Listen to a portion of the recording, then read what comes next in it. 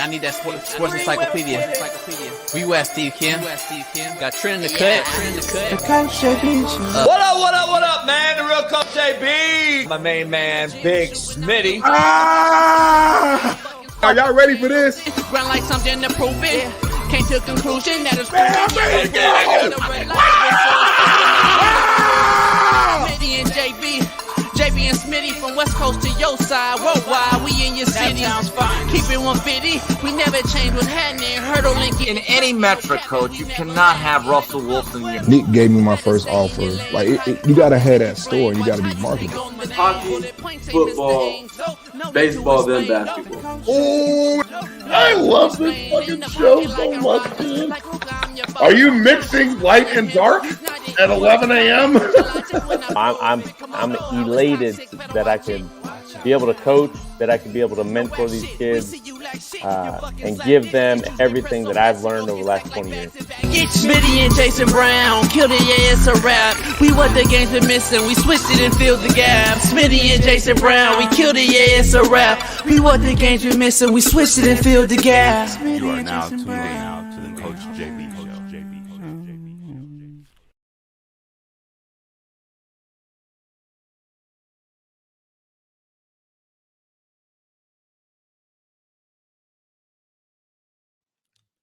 Hello? Can you hear me? Derek. Man, God, I hate this dang phone line, man. I'm sorry, JB. I spent all this dang money on this phone line, and the signal was horrible. I don't get it. Guess what? All right, appreciate you. We got a new deal with Mint Mobile. I just saved your whole life in phone drama. Mint Mobile is now a new proud sponsor of the Coach JB Show with Big Smitty. Stop playing. Your problem's been solved. We got a partnership with Mint Mobile? You talking about Ryan Reynolds, Mint Mobile? Stop playing right now. Hold on. Let me Google this real quick. You can try mintmobile.com/CoachJB and get 3 months free when you use the promo code CoachJB. Hey, man, I did a quick Google search real quick to make sure you wasn't playing around. They got plans as low as $15?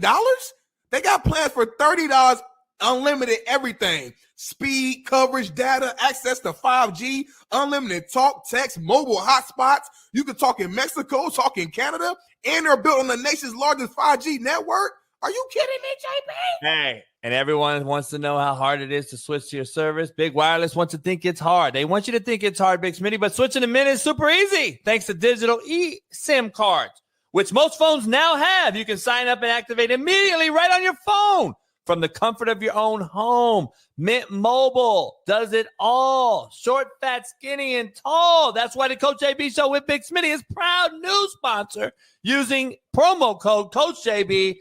Try mintmobile.com. This is where it's at. We got it, Big Smitty. So, hey, I'm switching over to Mint Mobile right now, JB. I'm done with this company I'm working with. They crazy. The line it never works. The signal is out, and it costs too much money. I'm going over to Mint Mobile, JB, and y'all should do the same. Big Smitty, I'm calling you right now. JB, Mint Mobile. Mint Mobile, clear as day. I hear you clear. The new promo code Coach JB right here, 3 months free. Mint Mobile, try mintmobile.com/CoachJB and get you there free. 3 months off, family deals, all deals, short, fat, skinny, and tall. Mint does it all. Proud new sponsor. Much love. We'll see you later. Peace. What up? We are here for T-Rich Thursday. It's Trent Richardson Thursday. We got a loaded lineup. Big Matt McChesney, Steve Kim, T-Rich. We got a lot to discuss. We're going to talk to T-Rich and the DeBoer hire in Alabama. He's got some inside information about what's going on in Bama, the transfers that have left there, who's coming in, who can they get, etc.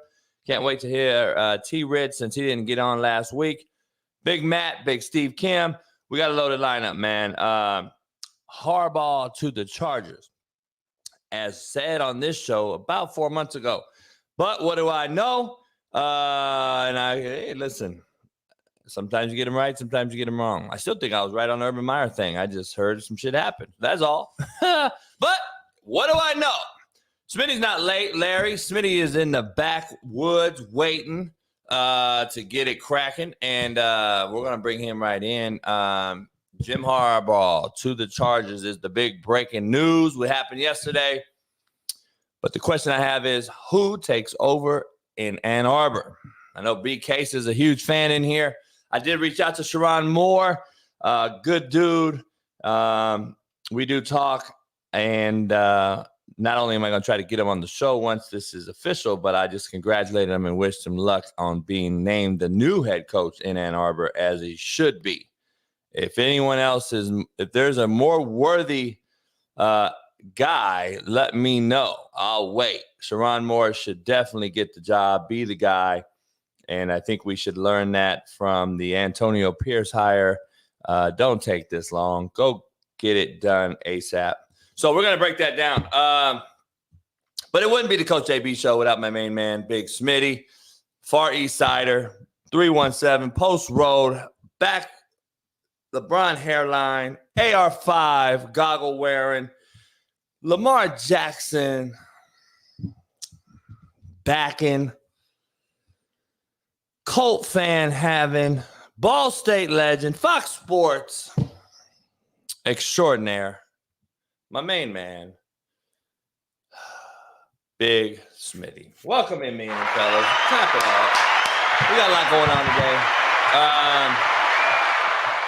What's going on, y'all, man? Because them boys in the hood are always hard. You come talking that trash, we'll pull your car. Knowing nothing in life but to be legit. Don't quote me, boy, because I ain't said shit. Dun, dun, dun, dun, dun, dun, You just fucked up our algorithm. It's not supposed to cuss first 10 minutes, but thanks.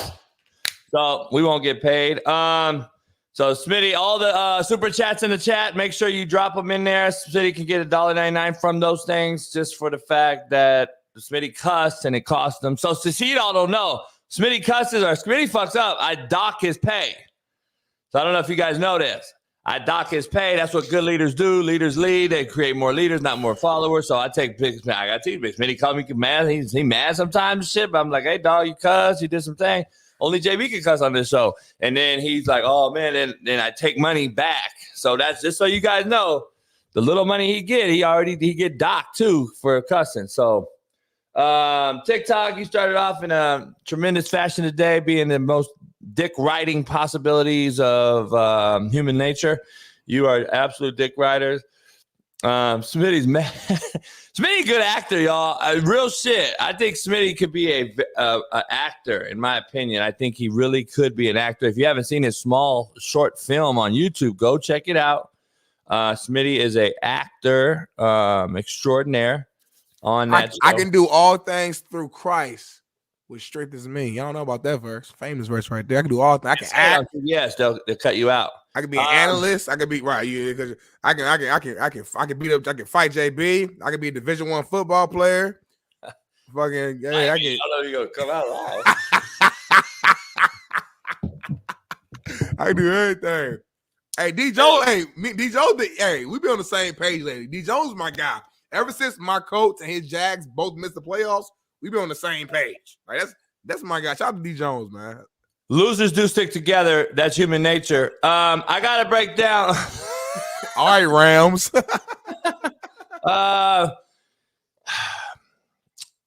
Jim Harbaugh, Big Smitty, as predicted on this show, the realest show on planet Earth, which everybody should pound the like button and subscribe, become a member to, predicted that Jim Harbaugh would be the head coach back in September, October. I don't know when it was, but I said he's going to be the head coach of the Chargers. Everybody said, oh, Urban Meyer didn't go.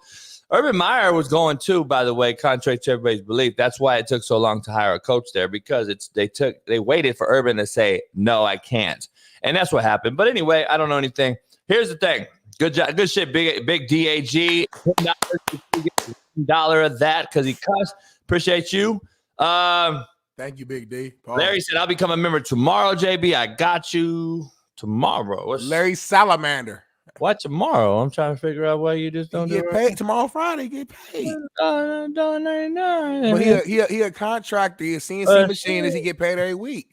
But if you here though, right now, $1.99, they're pay him once a month. Hey, they don't charge you once a week. Hey, JB, shit. I know you ain't never been broke for real. Shit real out here in these streets, JB. Especially now, inflation. Motherfucking have been broke for real. Keith Smith, it's better that you just shut the fuck up this rest of the show. That's my cousin. All right, let's dive into it. This show is brought to you by betonline.ag. Use the promo code BELIEVE, BLEAV, and get you 50% off plus welcome bonus. Larry, if you think $1.99 is gas money, you must live in motherfucking. Where you live at? Tijuana? He in Independence, Kansas. Where the fuck is you at? $1.99 wouldn't even give me a squirt of piss. I couldn't move. I would have to fill back up as I left the gas station. We gonna fill a scooter up. You know them scooters that may be riding around. You can't fill an electric scooter up with that. You couldn't fucking fill up a skateboard with that. I got a quote of the day for everybody out there. Brought to you by betonline.ag. Quote of the day, Big Smitty. The way to get started is to quit talking and begin doing. You just gotta do it. You just gotta do it. Stop talking and go do it. I'm tired of hearing it. Everybody, we're Lamar right now, the Super Bowl. I ain't seen you for 6 years, but now you motherfucker coming out strong, huh? I ain't seen you motherfucker in 6 years tell me I was right, but now I'm the worst and the most incorrect motherfucker ever. Well, we'll see. We're going to talk about it today. Contrary to belief, brought to you by Prize Picks. Head on over there. Use the promo code Coach JB. You must do one thing every day that scares you, contrary to belief, Big Smitty. One thing. Do you do one thing every day that scares you? Every single day? So. See, thinking about too much. I don't think. Yesterday, I went up. My dog grabbed the neighbor's dog. I had to go put my hand in the mouth, broke the jaw. I did something. It didn't scare me, but at least I did it. You know what I'm saying? Yesterday, I walked up the hill, put some solar lights up there. I was hanging on the goddamn thing. But, I don't think about being scared because I don't think I have any I don't have no scary bones in my body. I don't got no you don't do something every day, though. Like, what you do last Wednesday? You know I ain't got no bitch in my blood. I know that. What I do every day, I don't know. I do something. You know me saying I'm gonna do some crazy shit. I think just to test the waters. I think I get in the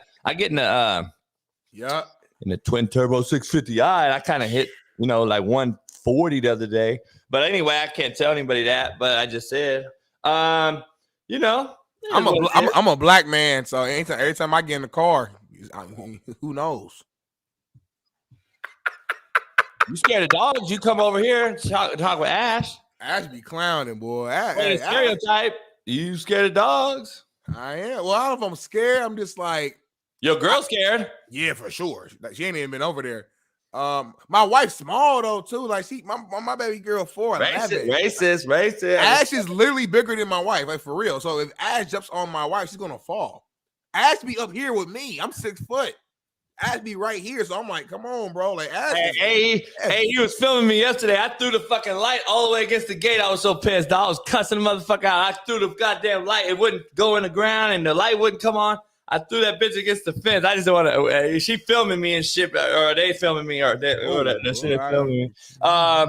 But yeah, Anyway, got a lot going on. Players fuck up. Players fuck up too.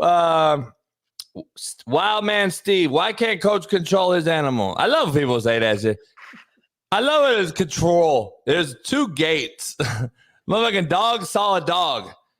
Have you ever heard of? See, Wild Man Steve doesn't. We got emasculate. We're not immaculate men anymore. We're fucking pussy soft men now. Wild Man Steve is perfect example. He's never smelt pussy and gone and got it. See, that's the problem with the men nowadays. We got little boys nowadays that are so fucking emasculated who are fucking pussy that they don't know what pussy smell like, and they surely don't know how to go get it. See, Wild Man Steve DMs girls or boys and then goes, and then they don't respond. And then he's like, man, I can't get no pussy. Go out and get it. But you can't go get it. See, that's what Ash do. Ash smells some pussy, and it's a natural instinct of a dog, or still a wild animal, went up and tried to go get the pussy. And that's what happened. So based on your theory, Smitty, Ash broke right when I told him, get your ass out. He let go. He wasn't like Stogie. Now, his daddy, Stogie, we'd have had a fight. Me and Stogie would have had a fight breaking him up. Right. Real quick, based upon your theory, though, it sounds like Ash will be a hell of a coach or a recruiter. Oh, no doubt. Okay. You know that video's got millions of views, right? Some people sent it to me. I didn't even know. They were like, man, JB, this shit blowing up. I'm like, what's blowing up? We ain't got no credit. Why we ain't blowing up? I ain't got no credit. I don't see it. Y'all posted, reposted on College Football, Bleacher Report. All these motherfuckers, they don't tag us, though. JB, people, my homies who don't even like who ain't met you yet, but they know, they know you, they know I'm on the show. I've had people back in Indy send me the video like, hey, JB funny as hell, bro. I've had coaches, I ain't gonna say their names, be like, hey, he ain't lying though. You can't get no woozy, you can't. Like dead ass. Everybody on there that said I'm a liar is full of shit. That's why they never coach. Everybody on the dog. Trust me, if I can show you text DMs and private messages from NFL and D1 coaches that you all know. That'll be like, JB, why you killing them like that? Don't give away our secrets. Like, motherfucker, but everybody out there like, why are you so vulgar? Shut the fuck up, you soft pussies. Speaking of soft pussies, I got to add right into it. Poll question. Everybody out there, drop your chat. We're going to get back to having members only calling in. Yeah. We can get the members back cracking. We're going to have it. Tank Johnson's going to come on the show. He's going to give away some NFL merchandise shit that he has. You can talk to Tank live. You got to be a member. E-Dub, Eric Weddle, when he's on, you can call in live, talk to E-Dub. We'll give away merch for trivia again. We're going to give away hoodies, T-shirts, big Smitty shit. We got to drive the traffic, especially when the football season ends. We're going to have a new season on the show. We got to drive this traffic. We got to get cats going, break the algorithm, break the code. We've been on timeout for a week. It set us back. Now we're getting back. I gave Smitty a couple $. So, poll question today. Pound the like and drop it in the chat. Where does Pete Carroll go now? Ooh. Since Harbaugh's the new head coach for the Chargers, which I always knew the whole time because somebody told me. Now, where does Pete Carroll go? And I don't know if he does, Big Smitty. That's my personal answer to my personal question. There's no way in the world that Pete goes to Charlotte, North Carolina to become the Carolina Panthers head coach. There's just no way in God's green earth is he going there with that horrible ownership. Don't make sense. Doesn't make sense. Washington already hired Ben Johnson. We're going to talk about today. I think Belichick is taking the Falcons job. And that leaves who? Seattle, which he left. Yeah. And who? I know you threw out the Bills, but we don't know if McDermott's getting fired for real. So and I would love to see Belichick go there. So Belichick go to Bills. I can see Carroll and Arthur Blank in Atlanta getting along a lot better than Pete Carroll and going to Carolina and dealing with that cat. But the question is, what's the goal? What's the goal though for Pete? He's old school. He's a legend. He's Hall of Fame. The goal is to win, right? So I'm just trying to think of a situation where he can go, and I just feel very confident he's going to win. I think he could win in Atlanta. I just don't know. Yeah, I don't know, man. I don't know. Him and Harbaugh hate each other, so he ain't going there. Oh yeah, they can't stand each other. I was thinking, I was like, would Pete Carroll, like, would he be okay being like a defensive coordinator or something at this point in his career? No, and he shouldn't have to. Like, that's the thing about it. Like, he shouldn't even have to entertain that question. I wouldn't. That's a smack. Well, I'm not even saying have to. I'm just saying, like, yeah, nah. I don't want to go to a bad job. To me, is a slap in the face for a coach like me that loves Pete Carroll, holds him in high regard for what he's done. I'm like, that's a slap in the face. There's no way he goes there. He don't go back. I wish he'd go to SC, but I don't think he's leaving the Pacific Northwest or the West Coast. He's got a house here, Palos Verdes. He's got the house in Seattle, up there. I don't think he leaves the West Coast. I just don't think it's that important at this age. Maybe he's like an analyst for a year. And he can sit out a year and still coach, in my opinion. He's so young and energetic. Now, does he do it? I don't know. But I don't know. I think Vrabel's going to be the new head coach in Carolina. Damn, I ain't no good. Yeah, it's just tough, man. Like, I got so much respect for Pete Carroll and everything he's done. I just want to make sure if he goes somewhere, it's somewhere that's like it just makes sense, and it's not going to be something where he's like, my biggest fear is him going somewhere for like 3 years and then he gets fired because the team is just horrible and just a bad look on the end of his career. I don't want him ending his career that way. Yeah, at least go somewhere and win, 11, 12 games and bring. Because he said he's the recharge. He still wants to coach. I just don't see the team out there that's open right now that would just make sense. Maybe we're missing a team or something. I just can't think of it. I'm glad you said that, because make it make sense is a topic we want to start with today. Since Wild Man Steve came on and was super soft about going to get some pussy, let's be honest here. Make this make sense for me, Big Smitty. Luka Doncic last night had a fan thrown out of the arena for heckling. It is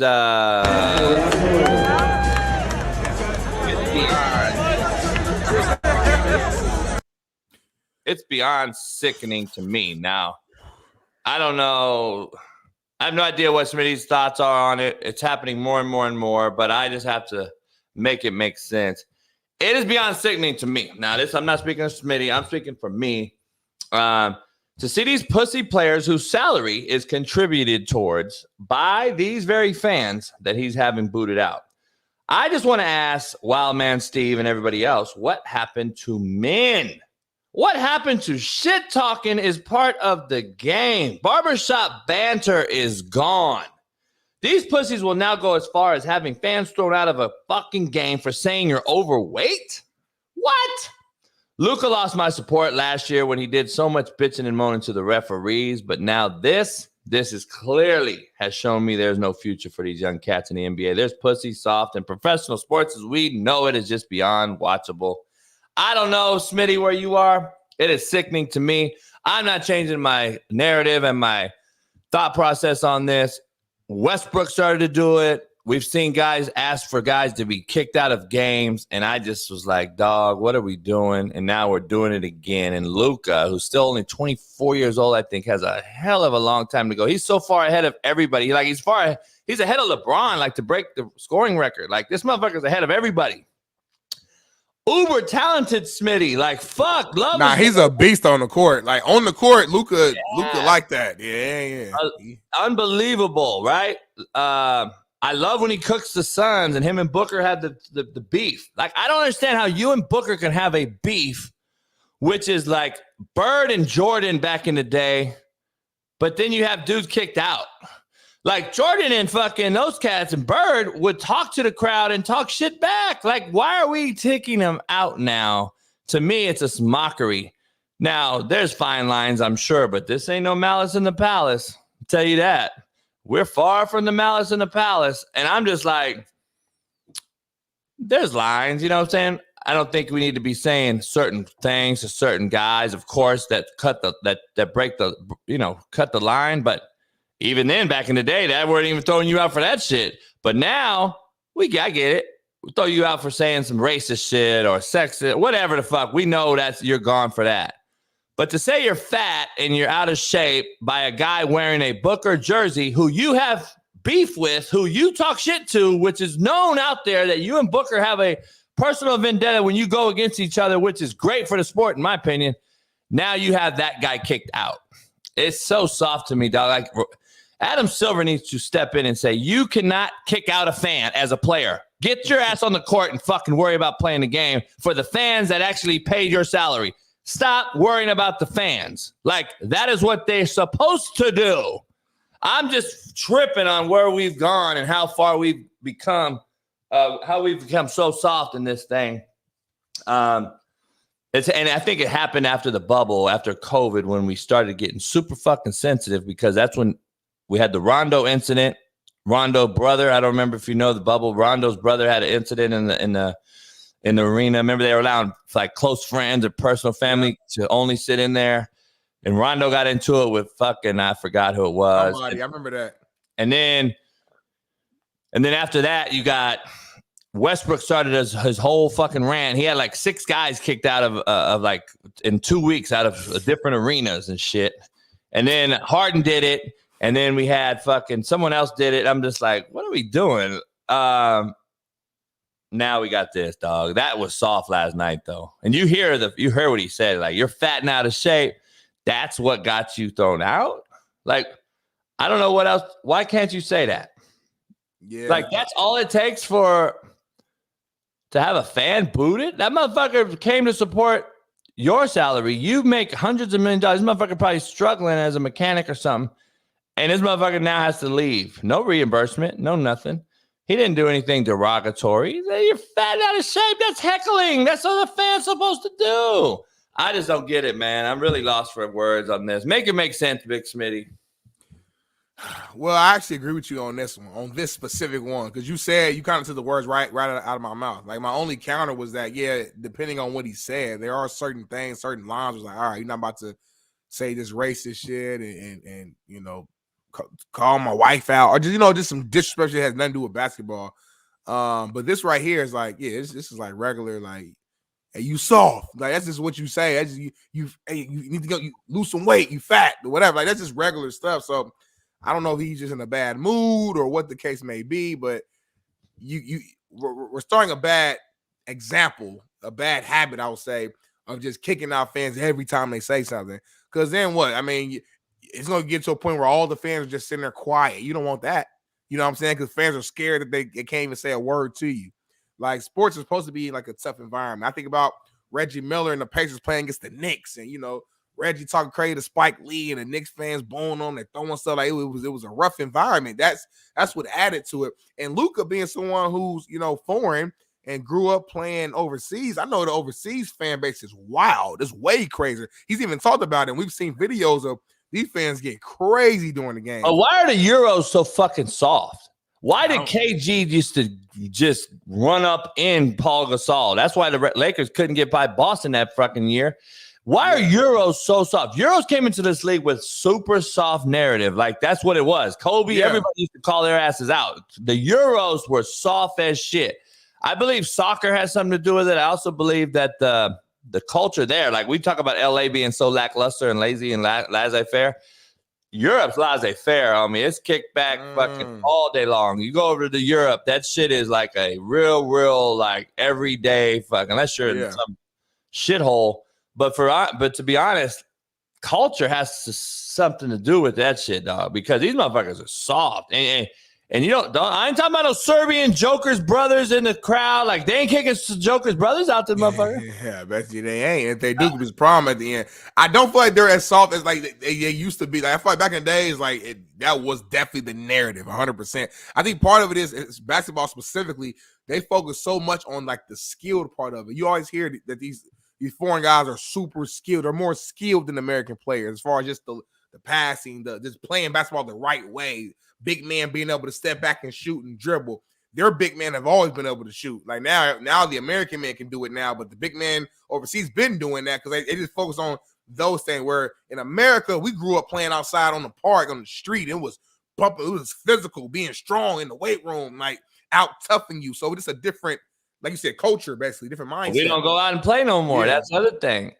We don't. Let's see what Luke had to say, Smitty. Oh, okay.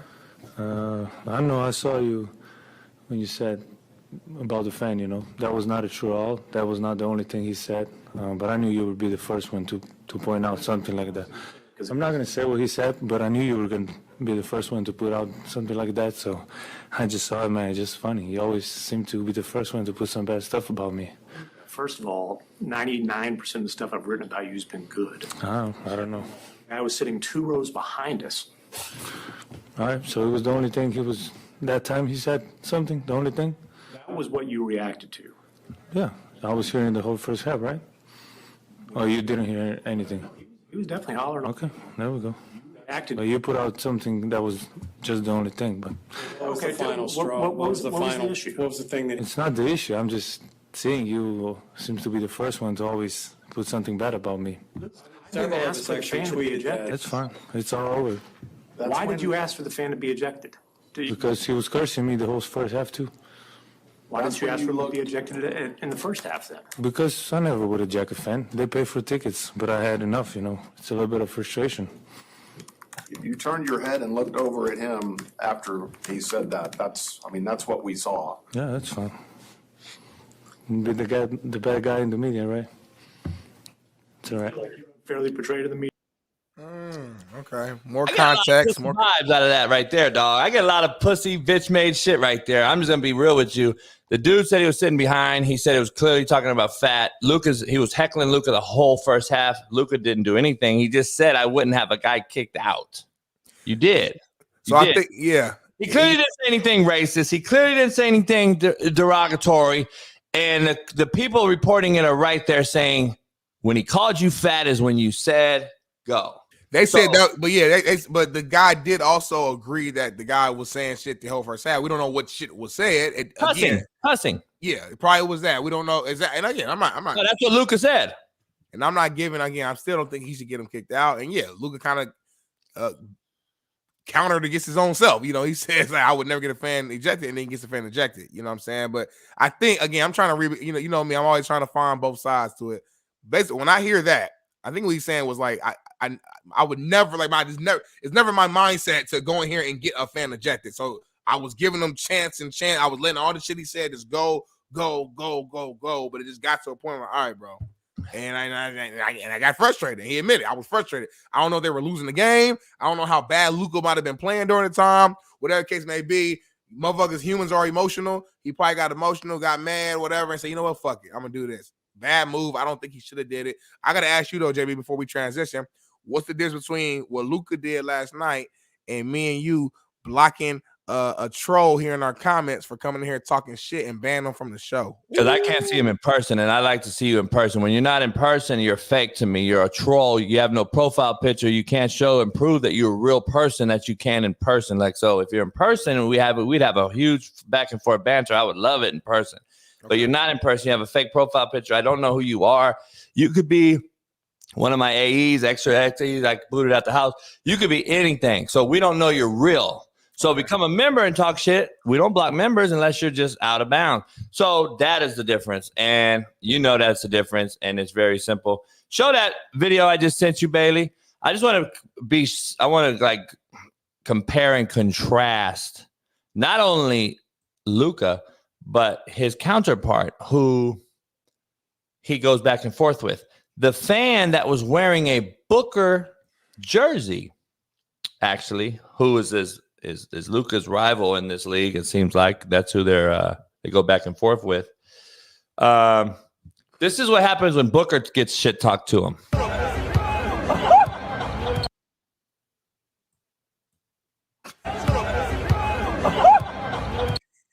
If you don't hear what he says, I'll rewind and go slow. Shut up, pussy. I love it. That's what it used to be. Kobe, Jordan, you name it. Shut up, pussy. I fucking love it. And did you see the crowd? Did you see the fan? He's laughing and shit. He loves it. Like Smitty tells me all the time, the fan wants a reaction from us. Yeah. We'll give it to him. Like, give it to him. They paid money. Give him the fucking reaction. I don't understand. Luka's so pussy soft. Like, give him the reaction. Like, they paid money. You just said they paid money, Luka. You just said it. Like, there's no more hypocritical. Unless you came out there and said, he called my mother a whatever fuck he's from, wherever he's from. Right. Some word, right? Right. You didn't say that. You said he cursed me. He cursed me. Shut the fuck up, man. It's just so soft. That's the difference, Big Smitty. I like to cuss you out on Twitter and then block you, though, because it just makes my dick hard. All right. Because I know they will never say nothing in person. They're the same ones that ask for an autograph in person. So I love doing that shit. The best one is when they're typing and you seeing them type on Instagram and I just say, shut the fuck up and block them. And their typing thing's still going like they don't get to finish. It says Johnny's typing or whatever. Yeah. Oh, that shit it's the best. It makes me be able to live throughout the day every day. All right, so let's give you a morning rant, though, Smitty, because I got a morning rant that I think we could both dive into. Who made that? Who made that? I don't know. We got to get Smitty has to have a segment. Well, he got segments, but we got to get a Smitty segment because he was doing the Smitty's dogs when we had that D-line play stuff, and then he got lazy and didn't want to break down film anymore. So let's dive into the morning rant. All right, Big Smitty. This is a good topic, and I don't know which way you're going to go on this one. Become a member if you're not a member, because we will be bringing members on to call in. You can talk to all the guests that we have on live. Only show doing that. You could become a member today for $1.99. A big-time member, I think, is $4.99. You can get all the perks and call in live, and you could help host the show one day. All right, so college football, Big Smitty, is losing its coaches at a rapid rate. And they're losing their coaches because there's zero structure. There's zero integrity and no passion for this one great sport. It's impossible to manage rosters, keep players from entering the portal, nor do we know who we can pay. Yet, we still have to worry about the NCAA. It's a joke. It's a mockery. And if it doesn't get fixed ASAP, more will make the same jump to the NFL, UFL, whatever FL, because you NCAA non-caring assholes of America has ruined what was the fabric of American amateurism, college football. It is gone down the drains. And losing Jim Harbaugh's and losing Pete Carroll's, because I know Pete Carroll would have not have jumped to the NFL if he wasn't chased out by the NCAA. He would have dominated college football for the last fucking 10 years. Losing Nick Saban. Don't tell me Nick Saban didn't leave college football because of this very rant. You are a fucking joke. You're a mockery. You guys are allowing the greats to leave the sport, and you think that it's going to get better. It's going to get worse, Big Smitty, because these young coaches now, man, think it's only their way. They're going to do it their way. They're going to be friends to the players. They're going to befriend them, and be cool with them. And watch how they leave your program. Watch how they fucking absolutely become so uncoachable that it is just an unbearable profession to work in. That is my rant. Smitty, I think you're going to lose more Jim Harbaughs. I'm just telling you right now. You just lost Saban. You just lost Harbaugh. And now you got the NFL taking them all. Come on in. Something has to change. Yeah, I mean, I'm not saying you're wrong, man. I think it's a combination of a couple of things. Yeah, one, I think just it's the nature, natural beast, the nature of the beast, where these old coaches they're getting old, and times are changing, players are changing, personalities are changing. Harbaugh not. Schemes are changing. I think a lot of the players our coaches are just moving on, and they're wanting to make things young. I talked about it yesterday. Even in the NFL, they're wanting to steer more young with a lot of their head coaches. That's just you got to think a lot of these legends who we look up to forever, they're 76, 75. I mean, how long are you going to coach? Till you're 90? Like, at some point, you do got to retire and move on. So I think that's number one. But number two, to your point, I do think a lot of it is because of the NCAA, with Harbaugh specifically, like, how in the same exact league can a player pull up in the damn, G-Wagon to the school parking lot and he's making 6-7 figures, but at the same time, the head coach can't give recruits some cheeseburgers. Like that doesn't make sense to me. Like, it's crazy. You know what I mean? It's stupid. So to suspend the coach for that, it doesn't make sense. You know what I'm saying? You bring up Pete Carroll and the allegations there. So NCAA has been doing these type of things for quite some time. So it's not a shock to me at all that, coaches are now at a point where they're like, man, listen, I'm just fed up. Now you're adding this whole transfer portal into the mix, NIL into the mix. It's just too much stuff to focus on and worry about. And I can't even keep the main thing. So, you know what? I'm going to step down, or I'm going to move on to the NFL if I have the opportunity to do so. So, again, I'm not surprised about it. And I just think it's a combination, though, of coaches being fed up, but also these coaches also getting older. I know Harbaugh specifically, he's not older. He's a guy. But think about Harbaugh. We've always thought he was going back to the NFL, even before this whole situation this past season. Like, he didn't finish the job. You know what I'm saying? So, like, him, I think even if he didn't get in trouble this year or whatever, get suspended, and they win the Natty, I think he still probably cuts out because it's like, all right, I did my job. I went to my school where I played ball at, that I love, brought them something that haven't had since I don't even know when, undefeated. Now let me finish what I did in the NFL, and after that, I can make whatever decision I want to do. You know what I'm saying? This is legacy right here that Harbaugh trying to do. So I think that's why he's going back to the NFL. I think it's less about NCAA and more so about his personal legacy, in my opinion. Yeah, because he's not old. To how you started your little rebuttal there, he's not old like that. Like there's a lot of older coaches coaching college football than him right now. Yeah, he's not old at all. Yeah, but so I don't know, and I don't think Saban leaves. There's no, he just. I don't believe he leaves. T. Rich will join us, I hope, here in the morning. He's been traveling around and stuff, so I don't think. I think T. Rich will tell you he didn't leave because he's old, and he didn't leave because he lacks fire, and Saban didn't leave because he has no energy, and Saban didn't leave because nothing. If you hear Saban talk and read between the lines, he is exhausted from doing all the other shit that's involved in now what we used to call coaching.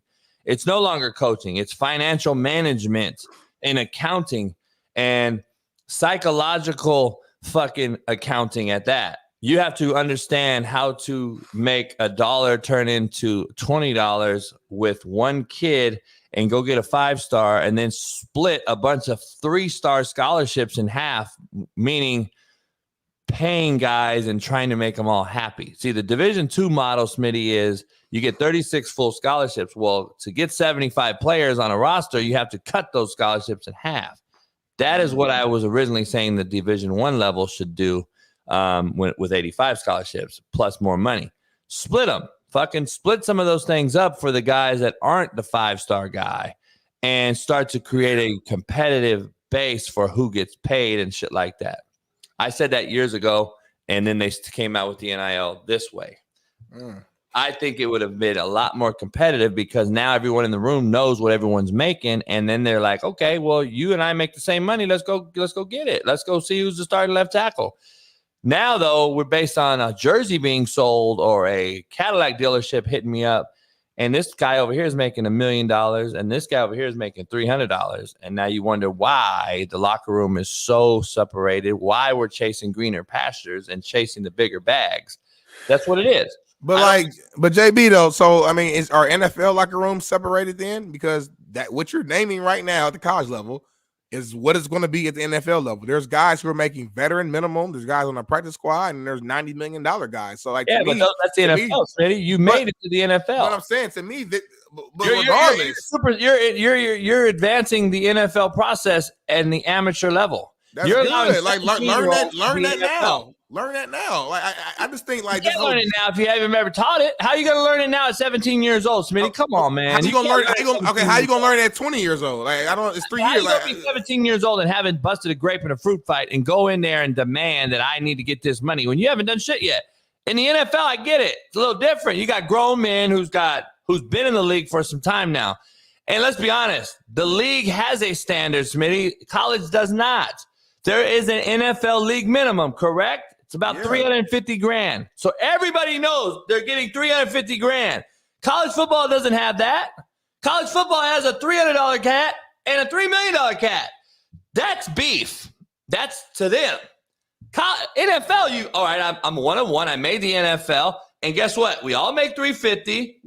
Nobody's really, there's only a handful of dudes making league minimum. Let's be honest. $350,000, we're league minimum, and we know what our deal is. That's a huge difference in a grown man that's earned it to a guy that has to. I don't know, man. Like $350,000, because I got cats. I got homies who making like veteran minimum 1 point. I think it's 1.2 or 1.5, 1.5 million. Cool. Like to me, that sounds like great money. But when you're in the locker room and the motherfucker next to you is making $60 million, 1.5 ain't shit in comparison to what. Yeah, but you're in the NFL. So I'm saying, I guess my point is. You're in the NFL, you've earned the right to be called a one percenter. You're in the NFL. I understand that. And I'm a 5-star at Bama, and Toyota wants to pay me some money. I've earned that money too because they want to pay me the money. Like that's why we always do this every single time. I just don't like the word earn. I don't know who the fuck. Like I don't know who. Like who's deciding who's the decision maker? Oh, you know what? If you give everybody what they do not earn, do you understand what happens in the society? Yeah, but again, you keep saying earn. I'm saying who's the decision maker? Who's the guy with the gavel? Who's the judge? It's like, you know what, JB, you finally earned it. Now you're able to get this money. Darnell, okay, you've now done enough. What's enough? What's the like? If we gonna use the word earn so loosely, we need to have an actual check. I need to know exactly what you mean. Like I'm a guy. The league minimum now. I didn't even know because I've been out the mix so long. It's like $750,000. So if you feel sorry for that, dog, to play football, travel for free, live for free, and make $750 as an average Joe, then you got other problems. I don't know. I don't feel sorry for him. Let me make this very clear. I don't feel sorry for the college players. Sorry. If anyone out there feels sorry, they're tripping. Yeah, but I only feel sorry for the Division I college player. I'm gonna be real with you. I was a Division I college player, motherfucker. Exactly. I now listen. I did get my federal grant, my little fund or whatever. So I know there's some people in my situation who their mom made just too much money where they couldn't qualify for the Pell Grant. And then maybe they mom got like 3-4 kids. So although they mom might make more money than my mom, their expenses are more. So they're in a very similar living situation that my mom is. You know what I'm saying? But they can't get the Pell Grant. Take it off for a second. You can't get the Pell Grant. So so college for them was a little tough because they couldn't get clothes. They couldn't get extra meals outside of the meals. So they couldn't get. So I do feel for those people. But for the most part, we live pretty damn good at college for the most part. You get 3 fucking meal swipes. Your school's paid for. You get all free meals with the team. Everything's taken care of. So anything extra that I got on top of that was just a fucking blessing. It was just you appreciated it, didn't you? And I appreciated it. So but my point is the other side now. No, because I'm telling you, if my teammate Willie Snead, who's in the NFL, Keith Winning, who's in the NFL, Jonathan Newsom, we had on our show. If I found out, this guy's getting $500,000 from a booster, oh man, that's bullshit. I'm out here running the bag. I'm doing the same work. Hell no. If that's how you think, you're soft, you're weak. Go play tennis. Go play hopscotch. I'm not about to hate on my teammate, my brother, for making the fucking bag. I ain't getting the bag. That don't even make sense. You're agreeing with me. No, but your point a few minutes ago, and maybe I misunderstood you, was that like the reason why the locker rooms are so separate is what you said, because you got some cats making $300 and some cats making $5 million. I don't give a hell about what this other guy is making. Like that ain't got nothing to do with me. I'm not Caleb Williams. I'm not the quarterback. Have some common sense. I might be a 4-star. I might be good, but I know who I am. I'm a fucking offensive guard. I'm a 3 technique. I'm not gonna make the same money and brand money as a quarterback. So I'm saying I disagree with your whole standpoint that the locker rooms are all fucked up because players are jealous because this guy's making $300, this guy's making $1,000. There's no system. I'm not in the locker room, so I can't say that's wrong. I'm just saying, as a former player who graduated 2016, that shit sounds insane. And if players are really upset in the locker room because their teammate, their brother, is getting a bag, that's just called hating. And I just can't lean. I don't. Wait, I'm confused as hell now. You agree to me? You're agreeing with me on what? Everything I just said, you disagreed to. What do you? I'm lost where you disagree. You said again, maybe I misunderstood a few minutes ago. You said that the locker rooms you feel like are so at a disarray, or so fucked up and disconnected because the NIL is so messed up to where there's no minimum amount or there's no like common ground. You got some players not making shit and some players making millions of dollars. It is. And I'm saying I'm not in the locker room, so I can't. I'm not saying you're wrong. I'm saying I can't understand that because as a former player who played semi recently, I would never in 1,000 years be jealous and upset and cause issues in the locker room because my teammate, my brother, is making more money than me. That's insane. If these kids are doing that, like this, that's insane. Like that's just weird to me. That don't even make sense to me. But that's what they're doing. That's why they're leaving. I'm just telling you. That's why they're leaving. It's a fact. Like that's what it is. And that's why I said you need to split scholarships and pay them that way so you don't have disgruntled locker rooms. And then you said in the NFL, I would be pissed if I'm making this and this guy's making that. So I'm confused. You agree with me or didn't agree with me? But the reason why I brought the NFL example up is because I'm saying if you're saying players in college are going to be upset because of the money difference, and that is what's causing the locker rooms to be all at a disarray. I'm saying, why is that not translating, whatever? It is. The NFL locker rooms also being at a disarray. It is. That's why I think it's watered down. That's why for the first time I've said on several shows, this is the first time we've seen it ascending upwards. We've seen the transfer portal actually going upwards into professional football. Because why? Football now in the professional level in the NFL is what? Transfer portal era kids. This is what we're getting now. So they know what the portal is. You think they're just going to get to the NFL and change their mindset now? Like, I'm not going to demand a trade anymore? We saw Roquan Smith demand a trade from Chicago to the Ravens. We've seen it. But that was Harden does it all the time. Harden does it every year. So, like, professional athletes are making moves that we see in college that's allowed. I've been saying this for a long, long time. Transfer portals in high school are allowed 4 times in 4 years. What? So you don't think it's going to go upwards into the NFL? Here's my thing to your argument. Well, we're arguing the same shit, but here's my issue. If we are really tripping off of what someone makes here versus here, then the worker at Walmart's pissed off at the Target worker. Then the CEO at fucking Bank of America is pissed off at the CEO of Wells Fargo. It ain't never fair. It ain't never going to be fair. That's what makes America great. Go get yours. Go strive to be better than the next guy or settle and be average. Like, you have options. You have choices. You have to go out and get it. Like, these kids now, we're allowing the entitlement and enabling entitlement, which to me is what is ruining the landscape. That's what I believe. I think we're entitling these cats and we're enabling the entitlement. And that's the problem. Like, entitled one thing, like, we grew up with homies that had money and people that we got around. We went to a party somewhere that we fell out of pocket at, and we were like, oh, fuck, it was it Beverly Hills, that shit. But guess what? It is what it is, right? They did it. They earned it. We grew up with those type of cats that live that way. That wasn't us, but whatever. But now, we didn't condone it. We talk shit about it later, right? The homie's like, oh, man, motherfucker, bougie ass. Now we're fucking enabling that entitlement. We're telling the kids to go be that way.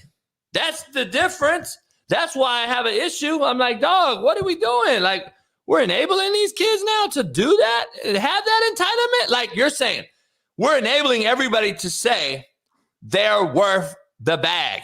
Go ahead and you're worth it, young king, young queen. Go get the money. Go get the $3 million. You transfer out of there if you're not getting that money. Motherfucker, you ain't earned it. You're not that good. Like this, like my problem. This is the fight I'm fighting every day. Like, you're not that fucking good. You're being lied to. Like, E-Dub comes on here every day talking to his kids. Like, son, look, you're a D3 player. The mama's like, hell no, my personal trainer said we're going to go to Oregon. I paid him $3,000 a year. Well, he lied to you, ma'am. It's called you got fucked. Like, let's just be real. That's what's happening out here nowadays. We have so many people involved because of phones, cell phones, social media, that everybody thinks they can get part of the bag. They all think it. So you got fraudulent trainers and coaches and teachers. We see it all over. You got fraudulent politicians. You got fraudulent fucking, priests and all these other things in the church. You got all kind of nasty, crooked shit going on. So, like, I don't know, man. It is what it is, dog. It really is. But JB, look, Joey B said the ASMR girls are getting $5 million a year on YouTube. Who? So the girls, they be talking like this. What's going on, y'all? It's the Coach JB Show, Big Smitty, man, here live. Make sure y'all hit that like button right now. We need 849 likes.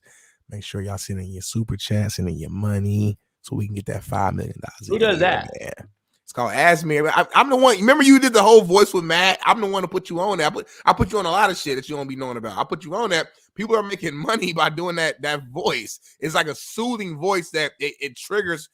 People like to watch it, and it makes them like relax and calm, or turns them on. Everybody got their own different emotion from it, but people are making real deal money off that, JB. That's crazy. I don't know. You're one person on this show that says you earn what you kill. You get what you kill. Eat what you kill. Yeah. You eat what you kill. You get what you kill. You earn what you get. But now you're like, well, I don't believe in earn and blah, blah, blah. Well, how do you say that? In one side, you earn what you kill. And then on this side, you just enable entitlement. Because our beliefs are different. My belief is if this company is offering me this money, they're not just doing it just to do it. They're giving me this money because of something I did. So maybe I disagree with that for the fact that we've had discussions privately, but there's people out there that I know for a fact that have jobs because of either showing cleavage, their ass, etc., OnlyFans, all that other shit. You can't tell me that they fucking know quarterback play better than us. I disagree with your statement because I know people that get placed in these positions like RG3 that have done absolutely nothing to deserve those things. And yet you think they're deserving. I can't say that. I can't say that. Deserving because they got paid. That's not correct. People get placed in nepotism involved. Nepotism's a real thing, Smitty. We talk about it all the time. There's things that happen over guys that get fucked over. They don't deserve that. And if you say they deserve what they pay you, it's not correct. Well, let's use RG3 as an example. This guy's a Heisman Trophy winner, a guy who played in the NFL for a long time. We can say what we want about how his career went post-knee injury, but the motherfucker was a 1%er, like we always say, and was in the league for years and was one of the best college players of my generation. So when you say he ain't earned it, yeah, he did earn it because, like, at the end of the day, as a football player, I like the media role. I like hearing football players talk about football. That's me personally. So, like, I don't think RG3 needs to go through the same process as a typical media person who didn't play ball at all. They got to do that shit. Why? Because they got to study that shit. Because they didn't. As a football player, we did with football. I'm in the film room with the team. I'm watching film by myself. I'm playing the game. You can't tell me more about D-line than I know. And so what's your argument for Mina Kimes and Kimberly Martin and all these motherfuckers? They put the work in. It's different work. I've done research on their backstory. They haven't done no work. Yes. They're a female that shows their titties. No, let's keep it 100, man. And Mina specifically don't even dress like that. So like you out here like. Listen, I don't know about her. I don't watch her, so I can't. You just throwing names out right now. Mina don't dress like that at all. No, but she's a little girl, and I don't feel sorry for her. There's a million women though. Like JB, I think that's a reach. Like these motherfuckers went to school, got degrees, worked in radio first, did journal. There was a process. You're acting like they're just giving. You know how many good-looking women is in the world, JB? If that's the case, just give fucking women jobs. They don't. Stop it, JB. I know. Stop. We know hella influencers online with a million followers. These motherfuckers gotta do the work too. But you know what's crazy to me? That say it. Women will hit me up that are like, because I've had beef. Everybody knows I got beef. Mina Kimes, a couple other people. Well, look, women will hit me up and tell me that I'm wrong and wrong and wrong. But as soon as I say that fucking makeup don't look right on your fucking face and Mac makeup fucked you, I'm a criminal devil and should never speak on women's makeup. So if I should have never speak on it because I've never wore makeup and I've never done anything in the makeup industry, what is the difference when I say, hey, Mina, I don't think you know what the fuck you're talking about. You didn't fucking play the position, Mina. No offense to you, Mina. But if I were to tell you makeup advice, you'd tell me the same shit. That's because you just said it. You just said you don't know shit about it. You didn't fucking study it. If you fucking studied makeup and you fucking went to school for it and did your research on it, hell yeah, there's men that knows about fucking makeup. The problem is, listen, there's hella. You just said RG3 didn't have to learn anything. He played there's different routes to get to the same point. RG3 played football his entire life, was a Heisman Trophy winner. He played argument with me. You're not listening, no. RG3, his route was through playing the game at the highest fucking level. So when he retired, he didn't need to go to the whole fucking school route because playing the sport was his school. Versus Mina Kimes or some of these other male journalists who didn't play the game, their route was going to school, getting a broadcasting degree, getting a journalism degree, working in local radio, working in local news, fucking writing papers, and then they made it to that point after all the fucking work that they did. Stephen A. Smith played a little bit of basketball and then got moved. He had to fucking cover it in Philly, cover AI, do this, write papers, do this. Then they got there. I don't think as athletes, I respect it more because I work in the industry now, but I think a lot of us former athletes don't respect the work that it took for these motherfuckers to get to that point. That's all I'm saying. You do not have to play a sport to know about it. That don't make sense. You know a lot of shit.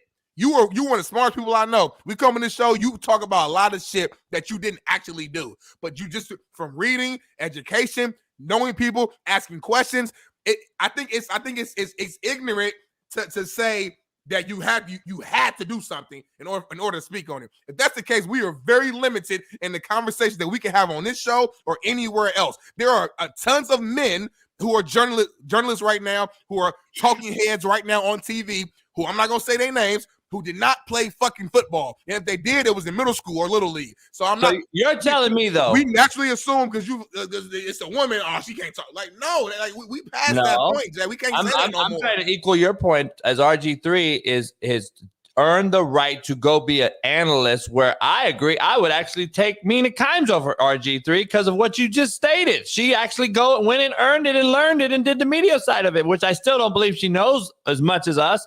But you telling me you rather listen to RG3 tell the media that Deion Sanders should be the next head coach for the Cowboys and don't look at it as a joke? We're not making this an RG3 conversation. Better than this guy. He didn't do anything to deserve his seat right now.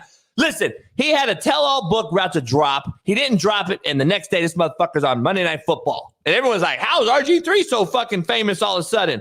He didn't earn that. JD, you missing my point. I don't give a fuck about RG3. I don't know him. I'm saying that's the example we use, so that's the example we throw. We're not going to make it an RG3 conversation. I don't want to talk about another man. I'm just saying there's different routes to get to that point. There's a lot of professional athletes, former, who are on TV now who didn't go that actual route. In my opinion, we can disagree. That's fine. In my opinion, there's two different ways to get to the same point. If you actually played the game, that is your education. If I could not play the game or did not play the game, I had to literally get educated to understand the game. But we can meet to the same point, and that is okay. As long as you know what the fuck you're talking about, that's what matters. That's all I'm saying. And I think we always come on here. We throw out certain names, say this person don't know. Like no, like why are we like? You can I can go study some shit right now, and take a year of focus and study some shit, and now I can talk about a certain topic that maybe I didn't experience growing up, but I do have the education now because I studied it. You don't have to always play the game to learn it. Now, do I prefer that? Of course, I prefer it because when you in the locker room, it's a different field that you can't fully explain. But I still respect somebody's mind who can truly break down numbers, who can watch film, who's willing to learn. Like, you don't think somebody couldn't sit down with you, JB, and fucking and just learn from you, and you couldn't teach somebody who didn't play the game? Like, come on, JB, I learned from you. When you go down when you break down film in the whiteboard. Yeah, you often notice I get quiet. I'm like, you know what? I'm comparing you played the game. You have to adjust for the game. You played it. Quit comparing that to a Mina Kimes, dog. It's impossible. I'm not saying and then stop it comparing Mina Kimes' knowledge from what she learned in the media world to an RG3 who just came straight off the field, and he's supposed to be a great analyst. He's a horrible analyst. That's my point. At least I'm trying to keep it gray area and fair down the line. If you're going to hire Mina for what you said, she earned the right, then why is RG3 earn the right? Just because he was a player? Why can't you earn it different ways? I'm trying to keep it even across the board. Like, I think you should earn whatever profession you are in. You should earn it. That's like telling me that a TA should be the English teacher now full time because he's been in there. Like, okay, but JB, if that's the case, then if you're saying that, today should be our last show. Then let's make this our last show. Let's tell all the fans thank you for supporting our show. We appreciate y'all. You did not go to school you didn't do media. You was a coach. I've done a little media, I guess, a little bit. Smitty. You can't compare those two things. You're not mainstream. So fuck you work in the mainstream media, right? Yes, I do that. Yes. Okay, you work in mainstream media. You've been doing this show though, so I just joined less than a year ago. I'm not mainstream media. I do an ad-lib show. We do an ad-lib show. But the goal is to make this shit big. Pat McAfee was doing this same shit, and now he's mainstream media. So does McAfee not deserve it? Like, that's what I'm saying. Like, the word earn is fucking weird. That's what we do. We're not on. Now he's taking that to a big level. That's what you want to do. That's what I want to do. He's taking it to a big level. Right? Being an ad-lib show. He wasn't a mainstream media show. He had guys with all kinds of experiences come on the show that played football, talking about basically a football show. Now he's evolved into fucking everything. All my thing is, I was saying, if you're going to make Mina earn it and be worth it, then RG3 should do it. Like, I want to hear a guy that actually knows what the fuck he's talking about. RG3 just says whatever. I think he's handed the plate to go up there and be a guy that we now have to listen to every day. I'm like, that ain't me. I don't want to listen to RG3. I'd rather listen to Mina since your point, she earned it. But I'm like, I'm not going to listen to her over Troy Aikman. That's my point. That's all I'm trying to say. Like, if you want to get, I'm not against the women in this profession. I know there's some great women that do sport, but I'm also saying, listen, I know she got the job for a reason over someone else that I know. That's my whole point to this. People get jobs over people, and that's why I don't agree with your deserving comment. I don't believe you are getting paid for I think you should get paid for what you earn, like you say, not for just putting them in there. Like, that to me is like why we're fucked up. But who just got put in? I don't know. I just think we're doing a lot of assumption and assuming, and we're just saying people got put in. Well, there's a lot of people that get put in a lot of jobs. I'm not just talking football. I'm not talking media. I'm talking jobs all over the place. You probably got people where you are. I know people where I'm at. Man, how do you get there? Damn. I got put on. I admit it though. Like, I don't come on here and be I got put on. So that's why you had to do certain things to go move up. Yeah, but to get my foot in the door at Fox Sports, I had to get put on. I had to get an opportunity. Now I maximize opportunity because I'm a hustler. That's what the fuck I do. But day one, when I stepped into Fox Sports, June 18th, 2018, when I stepped foot in the door, I'm like, what the fuck? I'm from the far east side of Indianapolis. So I'm at Fox Sports in Los Angeles by myself with a social media manager role I ain't never did before. Don't know nobody in here. And I got to figure this shit out right now. We have this argument all the time, though. Like, you know for a fact that ex-players get jobs, and you know for a fact that ex-players... Yeah. Dan Orlovsky gets OC interviews, bruh, in the NFL. Yeah. You don't think that's a slap at every coach's face that I talk to? We're fucking all laughing and like, what the fuck is Dan Orlovsky can't even break down counter on fucking live television, but he's going to get an OC job? Like, seriously, I talked to Dan. I mean, fuck, it is what it is. He ain't came on the show even though he calls me at 4 a.m, fucking asking me for advice. But anyway, what do I know? So having said that, though, again, he's going to fucking get an OC interview? What? Like, that is a slap in the face, and that's to my point. Like, not all good coaches that we know some great NFL players that have gone to coach and have been dog shit. Yep, and we know someone who's. So it doesn't mean you should just get the job because you were a great player. Like, that doesn't mean I'm going to listen to you because you were a great player and you're going to sit here and talk about it. Troy Aikman worked his way up and he became something out in this business. Greg Olsen had the it factor. He went to the XFL. Greg Olsen went to the XFL and the USFL and did 2 years there when it first started. And everyone was like, damn, he got the voice. He got that it factor. Blah, blah, blah. Romo gets thrown into the fucking fire because he was a player dating Jessica Simpson. Let's just keep it real. We know where people come from and how they move up the ranks, dog. It's not a secret. Like, it's a secret, but it's not. Romo was really good when he first started, though. I would say that. And that's why they gave him the bag, right? They gave him all that money. So I don't know. I guess my a lot of money, Smitty. Yeah, he did. I guess my overall point is, just for clarity, before we move on, I'm saying there's two ways, in my opinion, to get to the same point. If we're speaking specifically, we're talking about sports media right now. Let's lock in on that. I don't care about the specific names. RG3 was just the example, but it could be whoever. You can be a player route and get to this point because of your experience and your education, because of the playing the game. That playing the game to me is your school.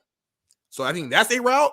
And then also, if you did not play the game, well, you have to figure out some way to get the education. So you have to actually get educated by going through different experiences along your journey, radio, journalism, covering games, talking to players, etc., to get a similar level of education and knowledge as much as you possibly can to get to that same point.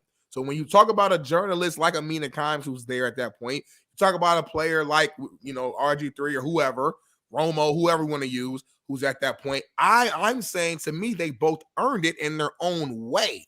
And there's more than one way to earn it. And again, the word earn, I just struggle with that because I don't know. I just don't. There's no exact measuring tape or whatever, measuring stick as far as like, okay, now you've officially earned it. At this point you didn't earn it. This point you were close. Okay, now you did it. Like, it's all subjective. We're all just we're all just giving our opinions on, you know what? I think JB did enough to get to that point. I think he did. I think, Darnell. Like, if you got the fucking opportunity right now to go coach at fucking Auburn, who am I to say you did or did not earn it? I don't fucking like. They offered you a job. That means they seen something in you to offer you that job. So you earned it because they offered you the job. You saw some of me to come on this fucking show. Someone could be like, how does young motherfucker earn that? He's 28, 29 years old. To me, the word earn is so loose because we could always just say that somebody could do something for 10 years. I could still say that they didn't earn it for whatever reason.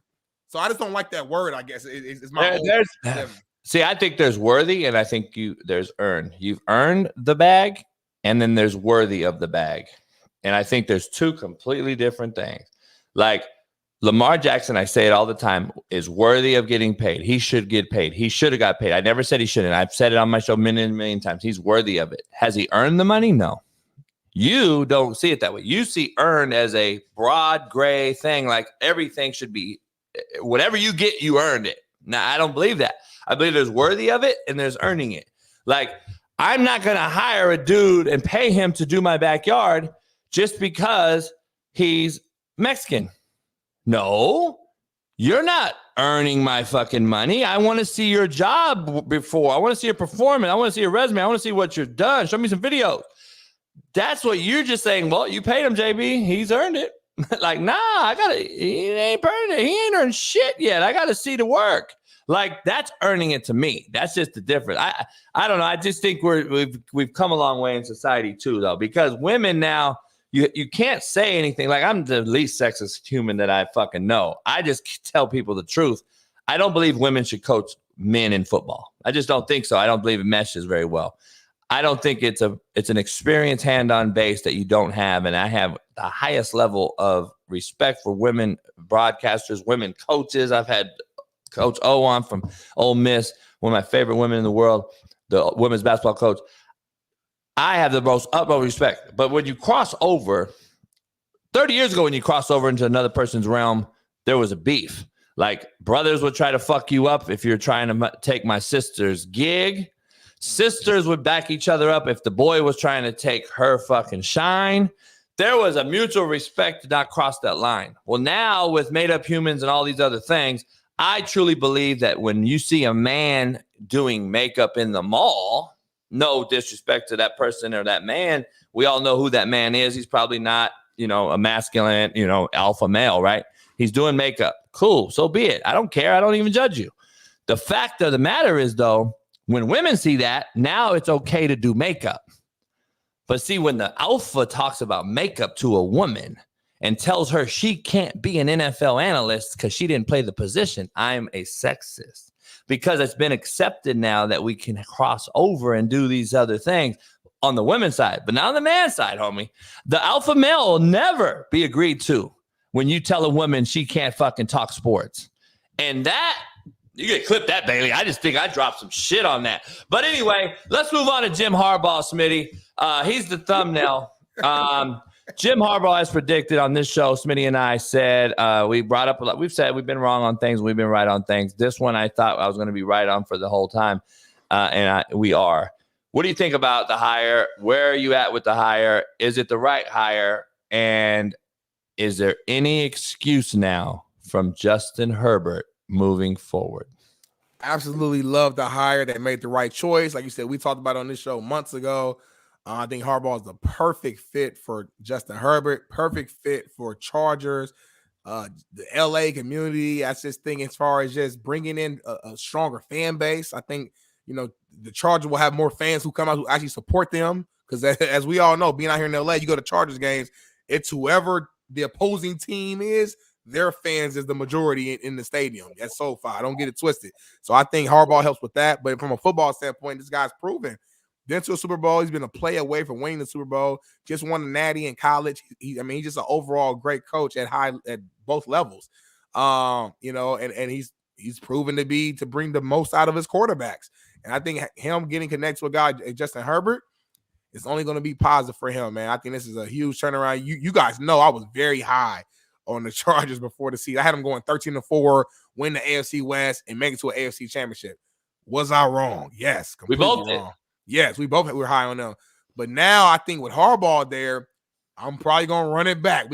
Next summer, we're going to make our little picks and do all this. I'm probably going – I might say 13-4. I might say 11-6.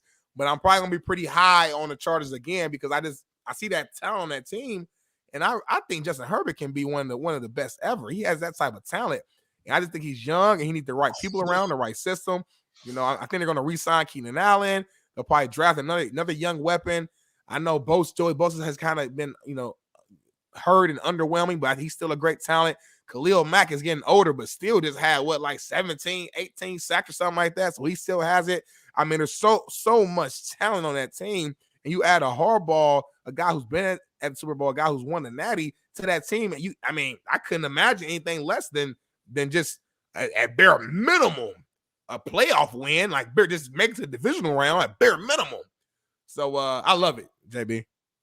Yeah, I love it, of course, because I've been advocating for it. I want to see him. Like I said, we don't see eye to eye. We've never really been that close. I've had meetings with him for kids over the years from his days at San Diego and Stanford. But it is what it is. Some people don't mesh. I don't get along with Chip Kelly either.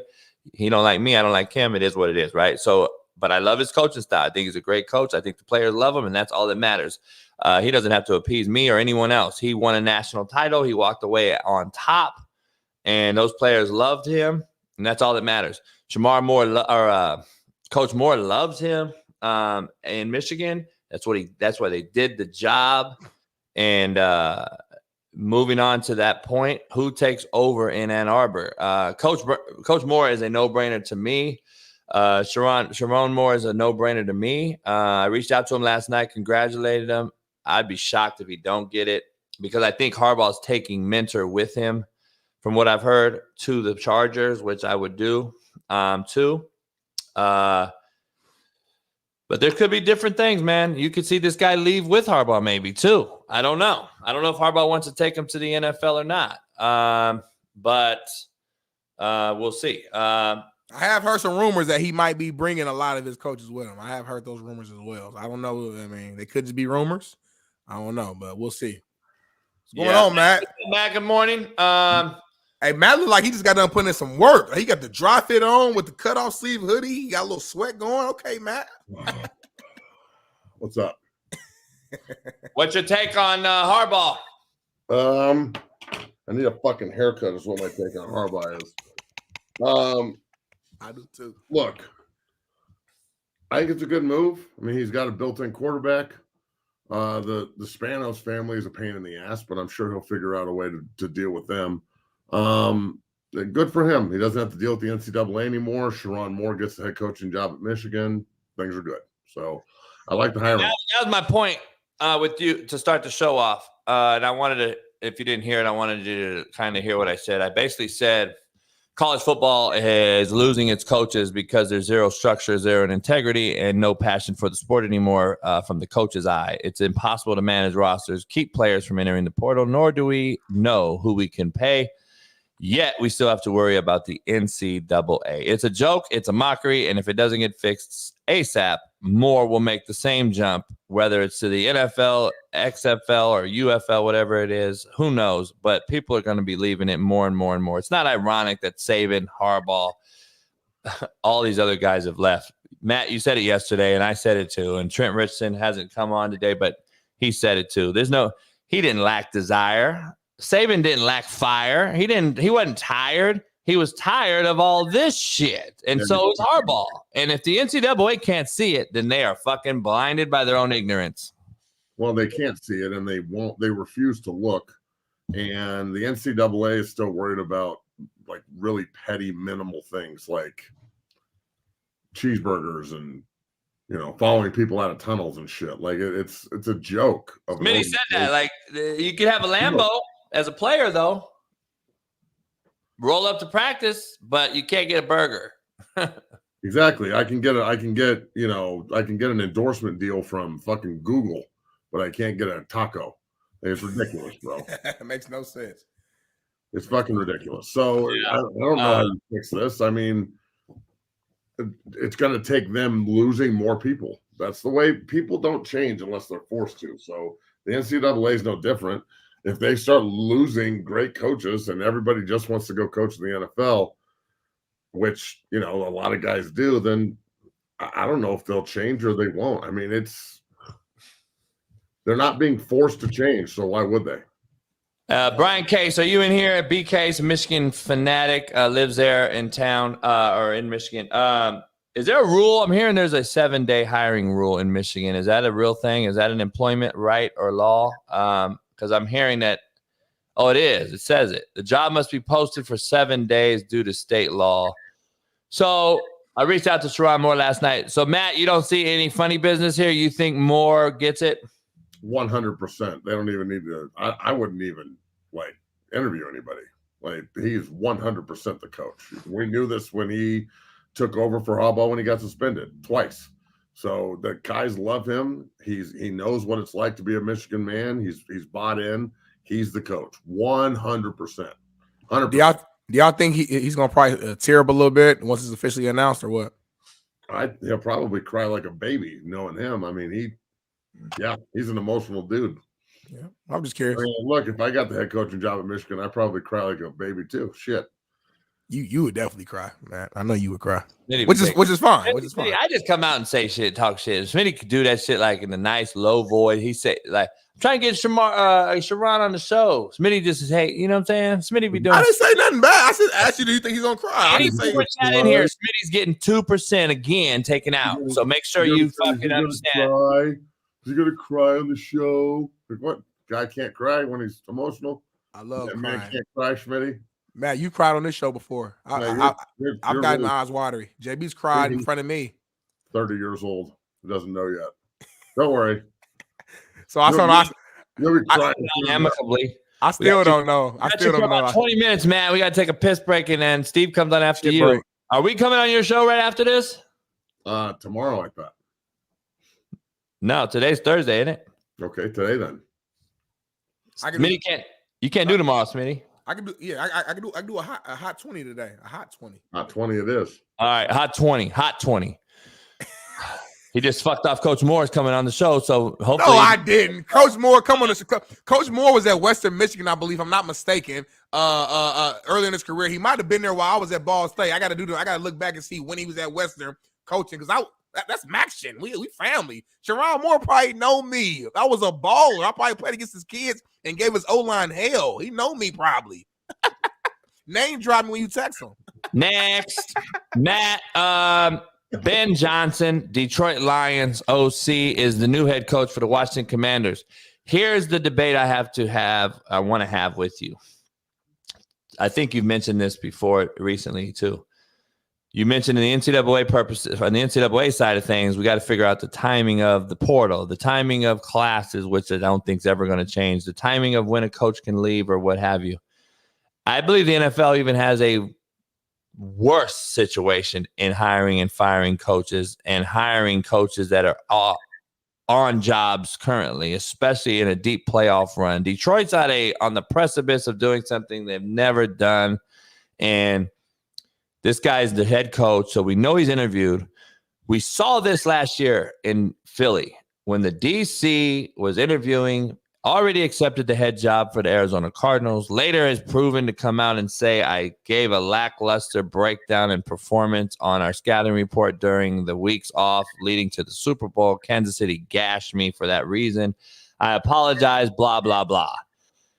I don't know if the NFL has a problem or not. I'm asking you and Smitty, but it seems like this hire should either A, be done right away immediately before the playoffs start when you fired your coach 3 weeks before the season, or B, after the Super Bowl. Because it's not like college. I don't got to fucking go recruit. So I don't understand the rush job on this. The NFL, Matt, as you know, it's OTAs in fucking April and May, and it's fucking mini camp, mandatory or non-mandatory. And we got a draft in April. And I know right now the draft boards are being created, but you have a GM, you have personnel on staff, you have 100 fucking people there. Why is the head coach having to leave the focus of a deep playoff run against a Niners team that I think requires all your attention to now hire a guy right now? I just think it's a slap in the face to the guys he's working for. And I just want to get your take on it. And sorry, it's a long thing, but do you like the hire? And then address the question. Well, I like the hire. I guess. I mean, we'll see how he is as a head coach. He's been great as a play caller in Detroit. But again, why can't the NFL and college football do business when they're not doing business? Like, why can't we just stop overlapping business? Like, let's just finish the season, both college and pro, and then when the season's over, last game played, over. Then we can go do all this shit. I mean, I don't understand how this is consistent. Like, every year it's the same problem, and every year it's the same complaint, and every year the NFL's like, and college football's like, oh well, we can't change the schedule. It's like the old, we can't do a playoff because the kids have to go to class. Can you break down for everybody? Because I'm gonna ask Weddle next week, but I'm curious to know. So from right now, season just ended. Let's say you did not make the playoffs, Matt. You're still on a roster. Let's say you're with the Broncos, and from now until draft, what is your organization and as a player doing besides individual training and as an individual staying in shape? Other than that, what are you doing with the team and the organization? It's OTA. It's bullshit, bro. But from now, I'm talking about from now till the draft, it's absolutely nothing, right? Oh, dude, it's so why do we have to hire a coach from a playoff contending team? That's what my question is, Smitty. Why the fuck do we have to pull him away from the Lions now? That means he's interviewed probably multiple times, whether it's in person or on Zoom. It goes both ways, though. I don't know if you hire a guy on Zoom, through Zoom, can I really be confident I got the right guy? I want you in person to take time. I might have you at my fucking facility for a week. I want to see your ass fucking move. On a Zoom hire during a playoff run because your team's in the NFC title game and that's just a no-brainer. You're the coach. He's never been a head coach. To me, it's just like, man. You saw the same thing with Gannon last year with the Eagles. Remember, he came out, he kind of admitted that, hey, I did a poor job of calling a defense. Well, yeah, you can't focus on the job you're doing when you're focused on the job you're going to get. I mean, how is that possible? You're not. Can we just split consciousness here? Like, half of my brain go over here and half of my brain stay over here. And then the other thing is, the minute you sign that contract as a head coach for Arizona, well, now you're accountable to them. So, I mean, anything you do at the place you're at, it's null and void. You had a great job getting you there, but we're not finishing. And then I don't know if I could take a coach seriously that did this, because the minute he walked in and talked about finish, I'd be like, well, you didn't finish.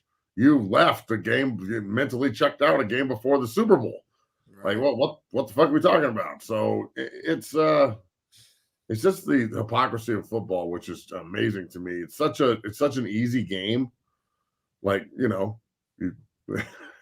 kick the ball, you catch the ball, you throw the ball. All right, you tackle the ball. You see ball, you hit ball. It's not that hard. So it's such an easy game, and we complicate it with just the most ridiculous rules and the dumbest schedule, and a bunch of people who sit around and act like they can't change the way things go. Like, you change whatever you fucking want. Goodell, you run the league.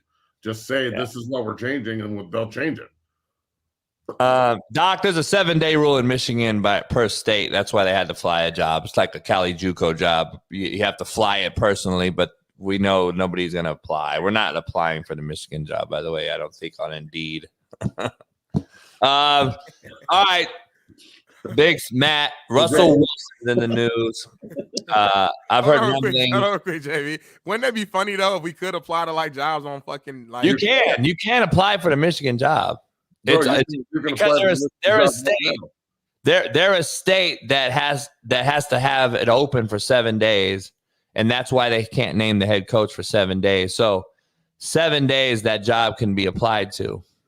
You should apply just for shits and giggles. Yeah, I'm not doing that. All right, my fault. Go ahead, my fault. No, Russell Wilson to the Raiders is a true possibility. AP has a relationship with them. There's a relationship in the building. So where are we at? What are we talking about? Do you like it? Do you see him leaving Denver? Is there a way out of that contract? Where are we at? I don't know if the Raiders can even pay Russ's contract. Look, I know the Broncos are accountable for it, but they're going to have to take on some of it once he signs with them, right? Or is it Denver paying the salary and he's just playing for league minimum with the Raiders. I think it's that. I think it's that. Oh, yeah. So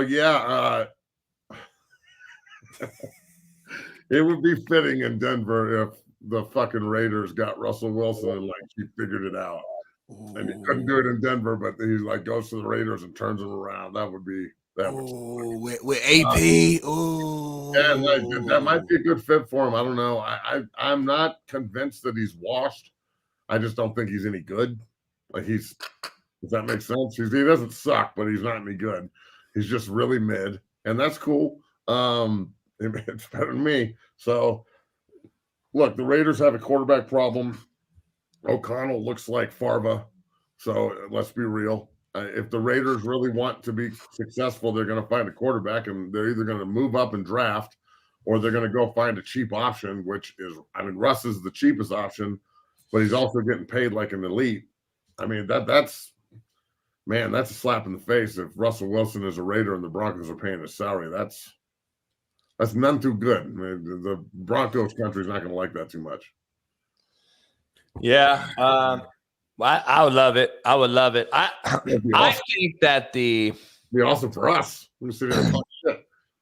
I think that the AFC West is not going to be a pushover anymore for the Queendom fan base. I think the Queendom fan base has a problem in AFC West, and I'm here for it. I think Denver's going to be formidable. I think the Raiders are going to be better, and now we got the Chargers and Harbaugh.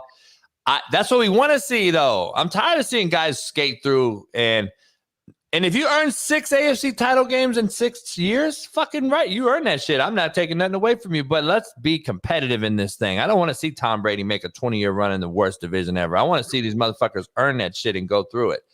I don't know if it's possible, Matt. I don't know if there's enough. I don't know if we're not watered down too much already, but I think the West got better overnight, don't you? Yeah. Look, we're adding Harbaugh to the mix. Yeah, they got better. And then, when you just look at the rest of the division, Kansas City has won it and keeps winning it. Denver's got a great head coach in Sean Payton. We'll see what happens with Andy Reid. If they win the Super Bowl, he might retire. But then again, Kansas City's behind the 8 ball because then they can't go hire these coaches. Maybe Belichick knows something we don't know. Look, I love the Raiders bringing back Antonio Pierce. They had to be threatened into doing it by Max Crosby. You either sign Antonio Pierce or I'm out. So you lose Antonio Pierce and Max Crosby, or you gain Antonio Pierce and Max Crosby. That's a pretty easy, conundrum to be in. And then when you look at the Chargers and Harbaugh, it's a great mix. He's got a big, strong-arm quarterback that can run. So we'll see what they do with that. Justin Herbert and Josh Allen should be the same guy, but Herbert's soft. He doesn't want to run, and Allen's a rockhead, and all he wants to do is run. So he's got to find a way to temper, Herbert to be the best of both. And then you'll have a great division. But right now you've got a underachieving division, to say the least. I mean, that's saying it nicely. The Chiefs better will go ahead and win this year, though, because I'm a big believer in Harbaugh, and I'm a big believer in what I think he could do with the Chargers. All I'm saying is it could be if the Chiefs don't win it this year, it could be some time until the next one's all I'm saying. We always forget Brady and the Patriots went on a 10-year stretch where they did not win a Super Bowl. I think they won the first 2 or 3. He went to 3, though. I know you're right, but I'm saying he ain't win. That's all we care about on this show is if you won.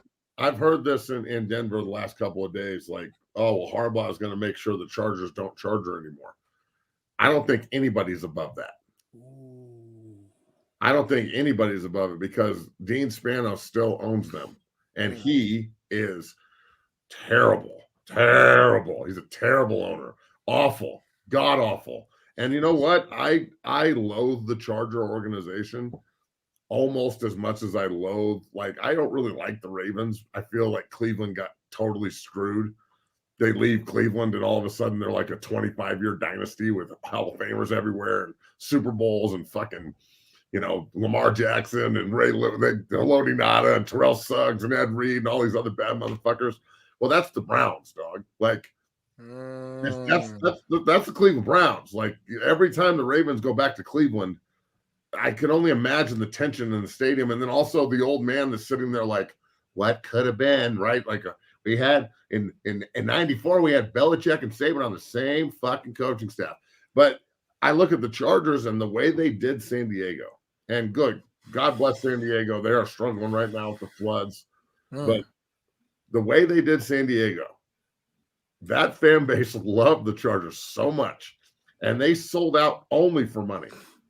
Like, that's the only reason they moved the team, is just to go be second fiddle in the building to the Rams.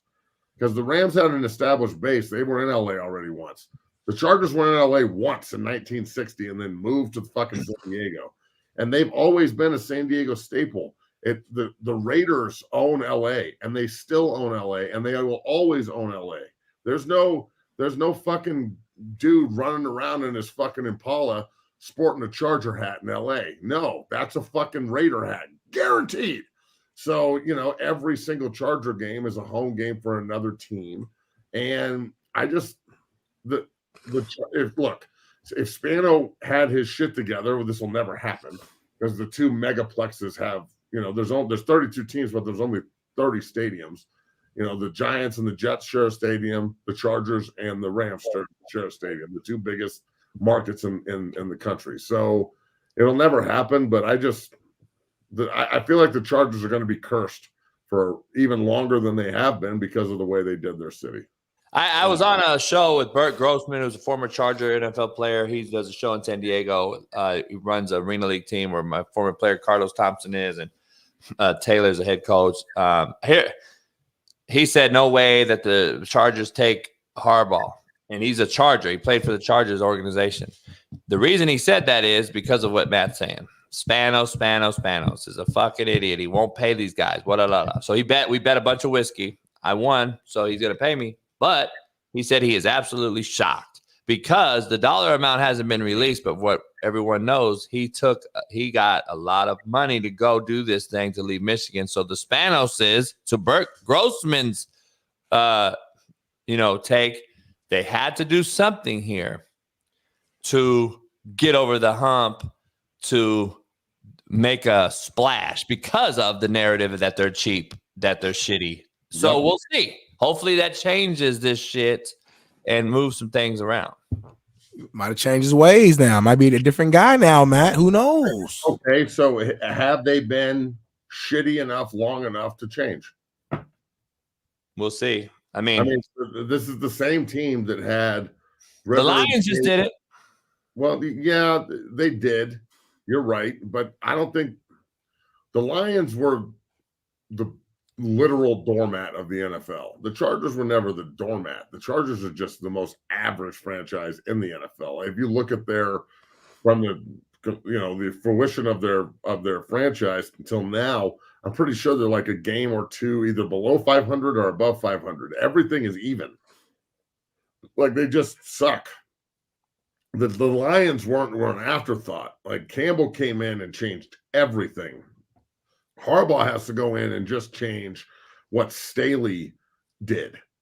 Like, he's not going to come in and he's not coming in and like cleaning the closet. He's not going to get rid of Keenan Allen and fucking Justin Herbert, and you don't get rid of Austin Eckler. You don't get rid of your guys. You build around them. So there's pieces in LA with the Chargers to, like, their offensive line, if they can stay healthy, are pretty good. They have Bosa and Mack and all these other dudes on defense. They've got Darwin James. He's not going to come in and just strip it down to brass tacks and rebuild it. He's there to, refurbish and move forward. So the Lions were just an unmitigated disaster when Campbell took over, and he instituted his grit and what he wanted, and they got Jared Goff, who was a cast-off, and took off, and it worked. But there's plenty of circumstances where the team is in that circumstance and it doesn't work. So I don't know, man. The Chargers are in a very unique position here because I'd be eager to see what Harbaugh does. If he comes in and starts trading Eckler and Mack and Bosa and gets rid of Keenan Allen and Darwin James is gone and Justin Herbert's on the trading block, well, then you got to look at Spano and go, yeah, any coach could have done this. I mean, I don't care who you are as a coach. If you don't have dudes, you're going 3-14, homie. So is this a ploy to get the number one pick next year? Like, does he think Shador's that good? JJ's coming out this year. So I wouldn't be surprised if get rid of Herbert. You can't get rid of Herbert. Herbert got big money. Herbert. If you're gonna get rid of Herbert, can you ship him to Denver, please? Please. He ain't going nowhere. That's why Harbaugh took the job. Guarantee you. That's why he's taking the job. Exactly. Like Campbell didn't take the job in Detroit because of Jared Goff. In fact, I'm pretty sure when he got there, Stafford was the quarterback, and they traded Stafford and got Goff. So they did. I don't think Campbell. All right, last thing before you get out of here, before we move, we're gonna take a break. Fangio. One of the great defensive minds, a well-respected guy in the NFL. He's got Miami defensive players kicking rocks on IG Live, pissed off. Why did he leave? And is he now the Eagles' top choice to be the D coordinator, as he should be? If I'm Harbaugh, I'm going after him too. But I think he's bringing Minter with him from Michigan.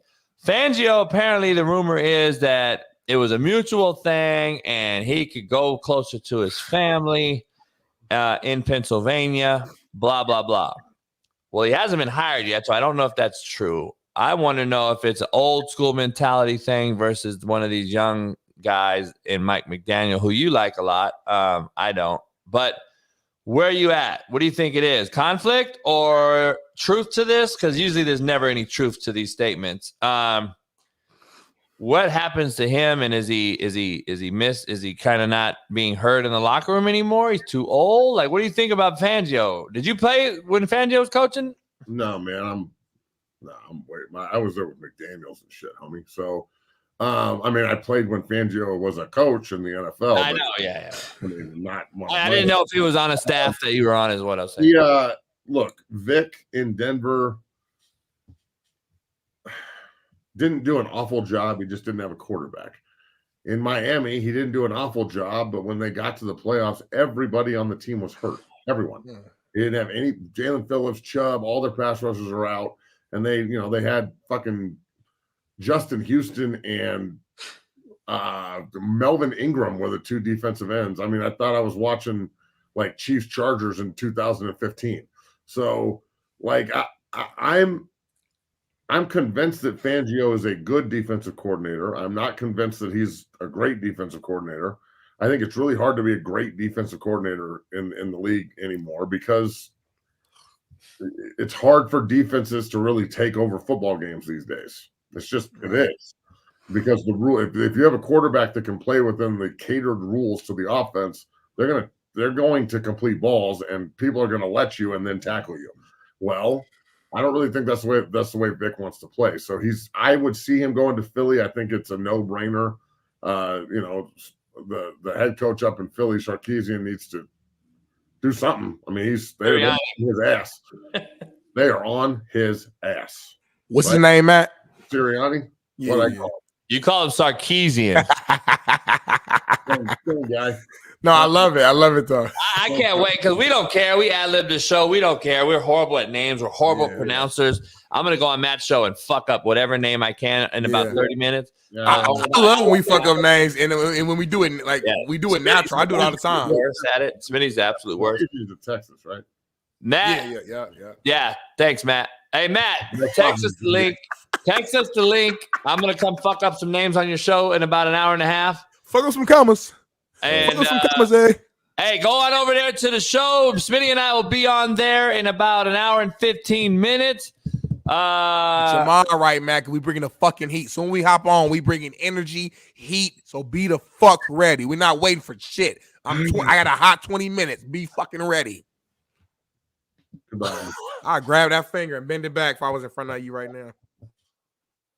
I be talking. I be talking that talk, man. Hey, listen, I'm big 30 right now, JB. I ain't really got time to be playing around, man. So I just kind of tell it like a TI is. You know what I mean? Like a what? Like a TI is. That's some black people shit. Y'all probably won't know what that is. You tell it like a TI is. That's how we do it. Life is too short. I'm 30, man. You know, I've lived more life than I got left, and it's just time for me to just really stand on business and tell people what it is. So next topic. Everything on this show. We talk about everything on this show. We're the realest show on planet Earth. Bailey, show the map, the U.S. map. Talk a little politics since we don't get into it. Fuck. Matt Smitty hates this shit. I hate this shit. breaking news as of yesterday. Smitty, you know, I'm sure you've heard, you kind of stay out of it. I do too, for the most part. But when our borders invaded, I think we start to pay attention a little more. But the governor, obviously down there, Greg Abbott in Texas, applaud him. Shout out to him. He's about to.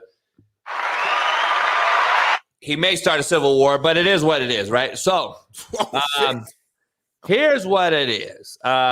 These governors in these Republican red states have gone on and backed up Greg Abbott in Texas to basically go down there and go against our government and say, we're not letting these cats in no more.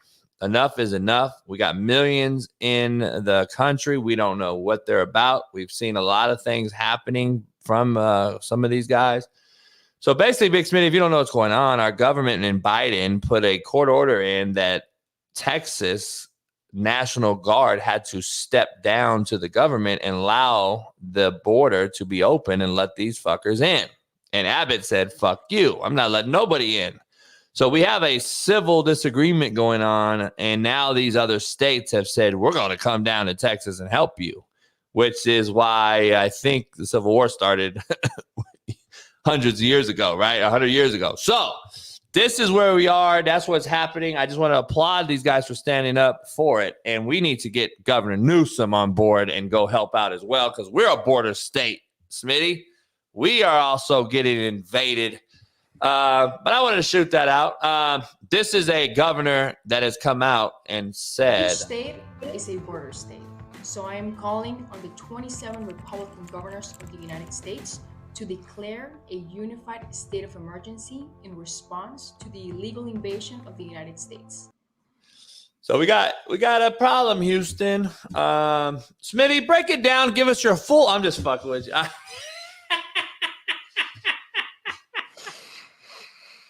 Oh, shit. I want Steve in here. Steve wearing the Cosell jacket. Oh, hold the fuck on. I keep getting messages from people and saying Steve really is Korean Cosell. You see him in the Cosell jacket on Whitlock? Well, that is the ABC blazer. It's a play on that. By the way, guys, I got this deep in the closet. I mean, so deep I saw R. Kelly hanging out there. But oh man, I hope not. There's a lot of talk about the new and improved Miami logo, which is very fugazi because unless it has like the pipe. Look at this. This is the apex, by the way. Has me looking like Asian Dennis Erickson. He had the best gear of any Miami. That was the best gear. I had the cowboy apex. Yeah. That was the best jacket. I mean, look at this logo. It had the pipe like Marion Barry. Can we put Steve on here by himself for 5 seconds, real big? Everybody put Steve on here by himself real quick. Look at this. I mean, I'm just telling you. Just call me Vanilla Rice. I mean, Ice Ice Baby. But look at this right here. Now, folks, I'm going to give you a tutorial. When they talk about Sebastian the Ibis, the only real authentic Ibis has the pipe, like Marion Barry. It has the Band-Aid because he just got into a scrap and he did what he did. Okay. Wow, you know what? This even looks better on me today. I thought I looked good in it. The sexiness is off the charts. I mean, you know what? I mean, I age like Paul Masson because we shall make no wine before it's time. But wow, put on some headsets and a Nike ball cap. I'm ready to call some ball plays out of the spread formation. The triple to Dennis Erickson. All you need some blue jeans and some all white Air Force Ones. Ooh. You know what? I might even wear Zubaz pants and get in some squats today in the weight room. Remember Zubaz? Wow, those were. But this is good though. It's nice. It's comfortable. I might even wear it for a game this year. But you know what? Here's the thing. It'd be so coveted. It may be jacked from me, so I just may have to wear this around the house. But wow, it's really comfortable. Really you wearing it to Palooza Sunday? Oh yeah, I'm going to Palooza. Are you wearing Catholic? That? I don't know if I'm going to wear this or not. I don't know. I can see Steve wearing that with some drinking Makers and Cokes already this morning. Oh, please do. You feeling good today? See, I like this. Steve been up for hours writing some fucking a few articles and shit. He been up all day. Ate some eggs, avocado, and rice. This motherfucker. I can see Steve wearing some cut off blue jeans, ripped up at the bottom with some long white socks. The strings hanging though to cut from the. Yep. With some fucking New Balances on with that and a hat. That's Gainesville. That the jorts are Gainesville. We don't do that here in Miami. We're not doing that in the 305. No. Yeah, but you know what I've been doing every morning? Every morning I wake up not to a cup of coffee. I just put on a Dan Campbell speech, and I'm just ready to go. Just ready to do what I do. Ready to bite kneecaps. That's what we do here. Speaking of Dan Campbell, sounds like you're pretty high on the Lions right now. We're going to get straight to it. Who you got, Lions or Niners? Pick them right now. Honestly, look, the Niners are I think are gonna win the game.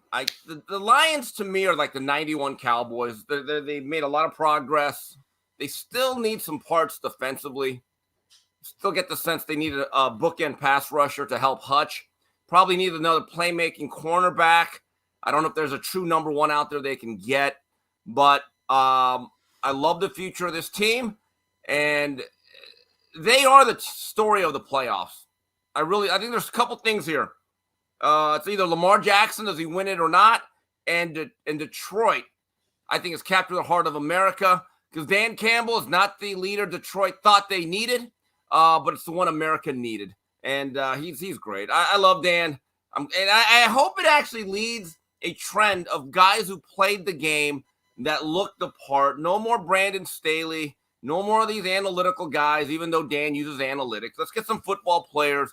I don't want female coaches out there. I'm with you, Coach. Let's get some men out there coaching football. That's what we need. Yeah, Smitty wants me to Kimes, but I want. Oh God, okay. I'm just fucking with Smitty. We had an argument earlier, Steve, about it. He didn't defend me, and I'm just fucking with him. All right, Steve. Brass tacks here. We said on the show in September, Harbaugh's going to the Chargers. I can't say why I knew that, but I knew it. What is your takeaway right out the gate? And second part of the question, is it now shit or get off the pot for Justin Herbert? No more excuses. No more excuses. Yes, look, the Chargers had to make this higher because the only Charger fan that I know personally in our city is Mario. And that's only because he knows the Spanoses. And every single Charger game is basically a neutral site setting. They have 17 either road or neutral site games. There's a real apathy in this particular city towards the Chargers. They're like the Clippers. They're thought of as a team that came from San Diego, even though originally from LA, if you look at the history. And even the Rams have had a tough time filling that stadium with their own fans because they weren't here for about a quarter of a century. So they needed a splash hire that was going to make them relevant and also highly competent. And I think Jim Harbaugh, based on his overall track record and success, is one of the very elite coaches in football today. And if you look at what he had to work with in San Francisco in 2010 or 11, it is very similar, except he's got a better quarterback. So the expectation is Jim Harbaugh should make the playoffs next year. That's how highly I think of him.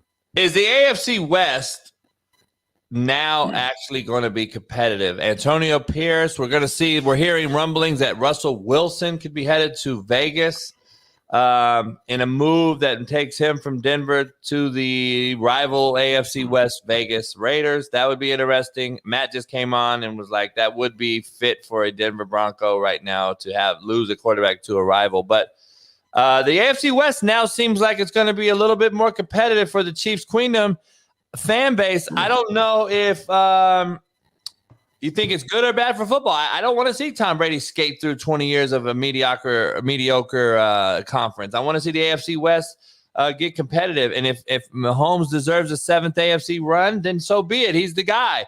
But I want to also see him go through some goddamn trials and tribulations in a good conference. Yeah, well, first of all, Harbaugh to the Chargers stabilizes them.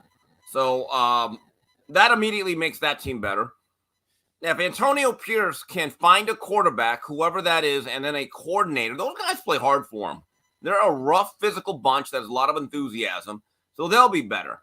The Chiefs, I got to give Andy Reid credit. He's doing this with smoke and mirrors. It's not like they have a great set of wide receivers. Kelsey has not been the same guy, and the centerpiece of the offense outside of Mahomes is now Isaiah Pacheco. So, yeah, I think it's better.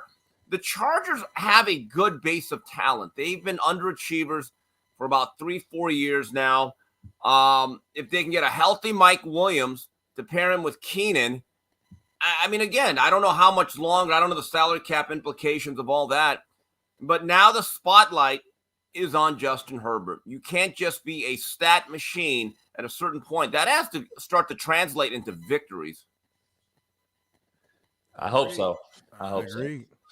I think it will. I think it will, man. This is a big time hire. I think this is. I mean, we just talked about it a few minutes ago, JB. I think this changes the competition in the AFC West. You know what I'm saying? I really think that for now in the next few years, it's like, hey, it might not just be, Chiefs at the top of the AFC West every single year. I think now they got to put some respect on the Chargers. They got to put some respect on the the Raiders if Russ goes over there. I think we're starting to see a shift, the beginning of a shift in the AFC West. Not saying the Chiefs won't still be on top, just saying it won't be so easy like it's been the last 2 years. Steve, the question that comes off of this one, as we know, Pete was throwing his name in the hat there, his hat in the fire to try to get that job in San Diego, come back home. He has a house here in Rancho Palo Verde. I would love Pete back in SoCal.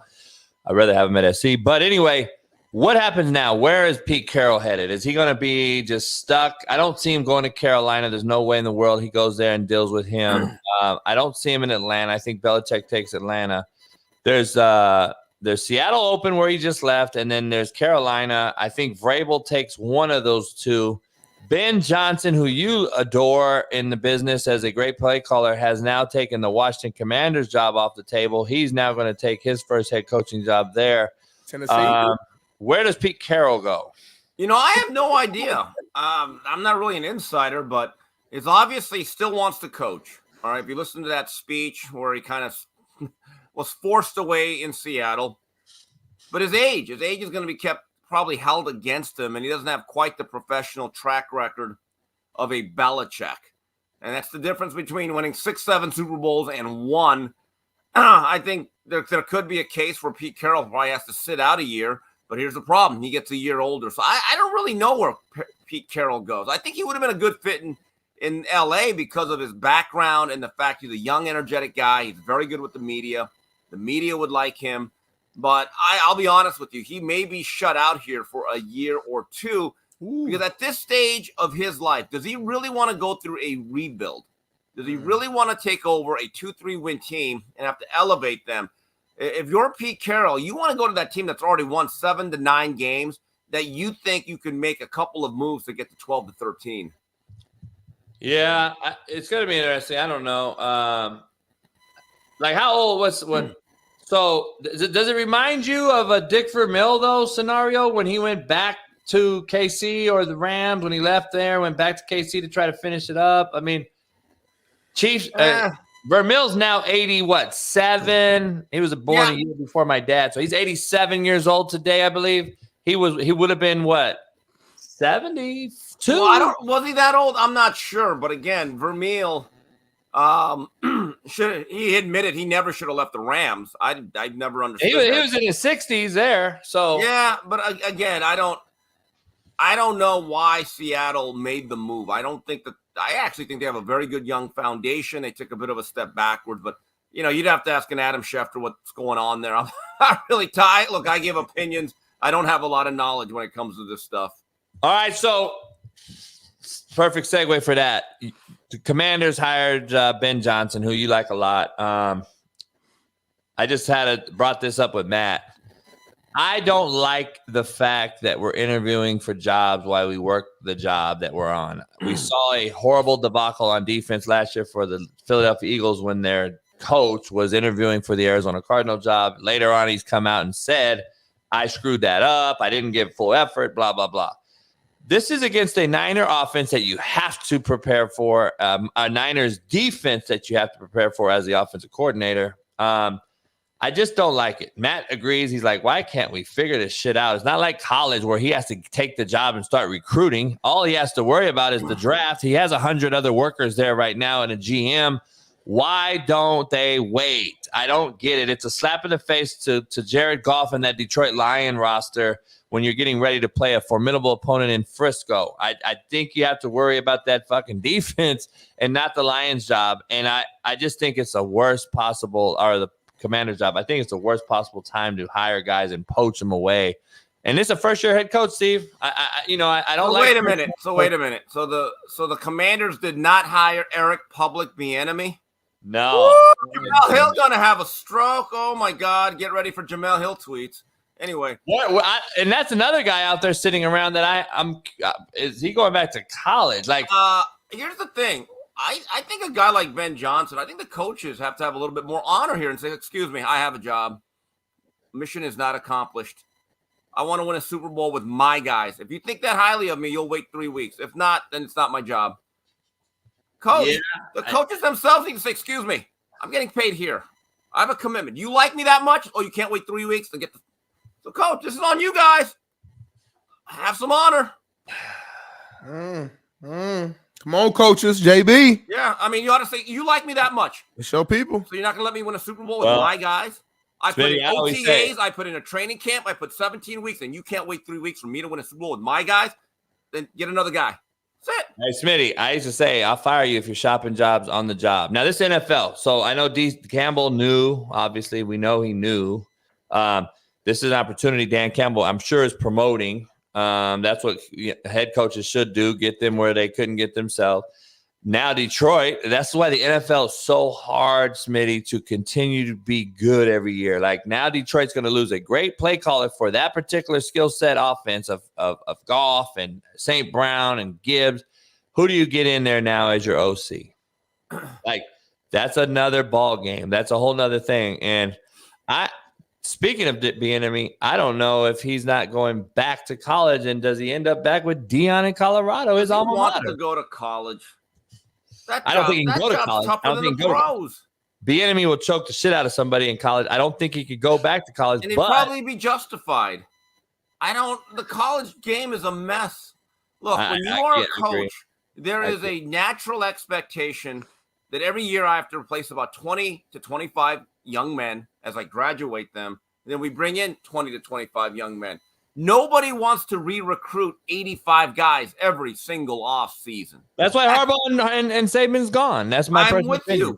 And then the NIL, is about, hey, you are an iconic athlete like a Reggie Bush, Chris Webber, and you should be able to make money off your name, image, and likeness. Not just, hey, pay to play. They've completely bastardized that whole thing. You should be a player that is good enough that people want to wear your jersey. If you create your own merch and you could sell it, that's what it's about. Or a local company says, man, you'd be a fine young spokesman because of your play and your conduct. Not just, hey, if you come here, we got $250,000. Yeah, for what? To come over here. That's pay for play. It was never intended for that. Nah, that's why you're going to continue to lose the Harbaughs of the world. Smitty and I started the show off with that. I just think you're going to lose the Harbaughs, the Sabans, and everybody else because that's a shame. I'm a Harbaugh fan. I think he's a very unique character. I think he's an oddball. He's iconoclastic, but he also brings an identity. I know Michigan fans, I don't know how many are conflicted, and there might be NCAA sanctions, but the job he did in turning around that rivalry with Ohio State, winning a national title, 3 straight playoffs. You know what? If I have to go on probation for a year or two, I'd be like, you know what? That's not a bad price to pay. I know people aren't going to like it, but that's also the truth. All right, Steve, Smitty, there's another scenario out there that I'm curious to get your intake on. Kellen Moore was blocked from interviewing for Carolina, Atlanta, and other jobs. Why would you block him if you know you're going to hire Harbaugh? And is Harbaugh keeping Kellen Moore? I know it's common practice to block coaches from certain jobs, but I'm trying to figure out why Kellen Moore was blocked, didn't get an opportunity to go out and look for the head job. I don't believe Harbaugh's keeping Kellen Moore. Is he? Again, I don't know, but don't a lot of these contracts isn't Kellen Moore guaranteed his money? Oh yeah. Ooh. Yeah. Well, I don't know why. I mean, look, it was obvious to me. Brandon Staley halfway through October was gone. That team just quit on him. They had absolutely quit on him. He had blown too many games, and if you read some of the stories, he was not exactly the greatest leader.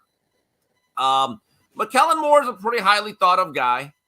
I'm sure he'll land somewhere. But again, these are questions for people inside the NFL.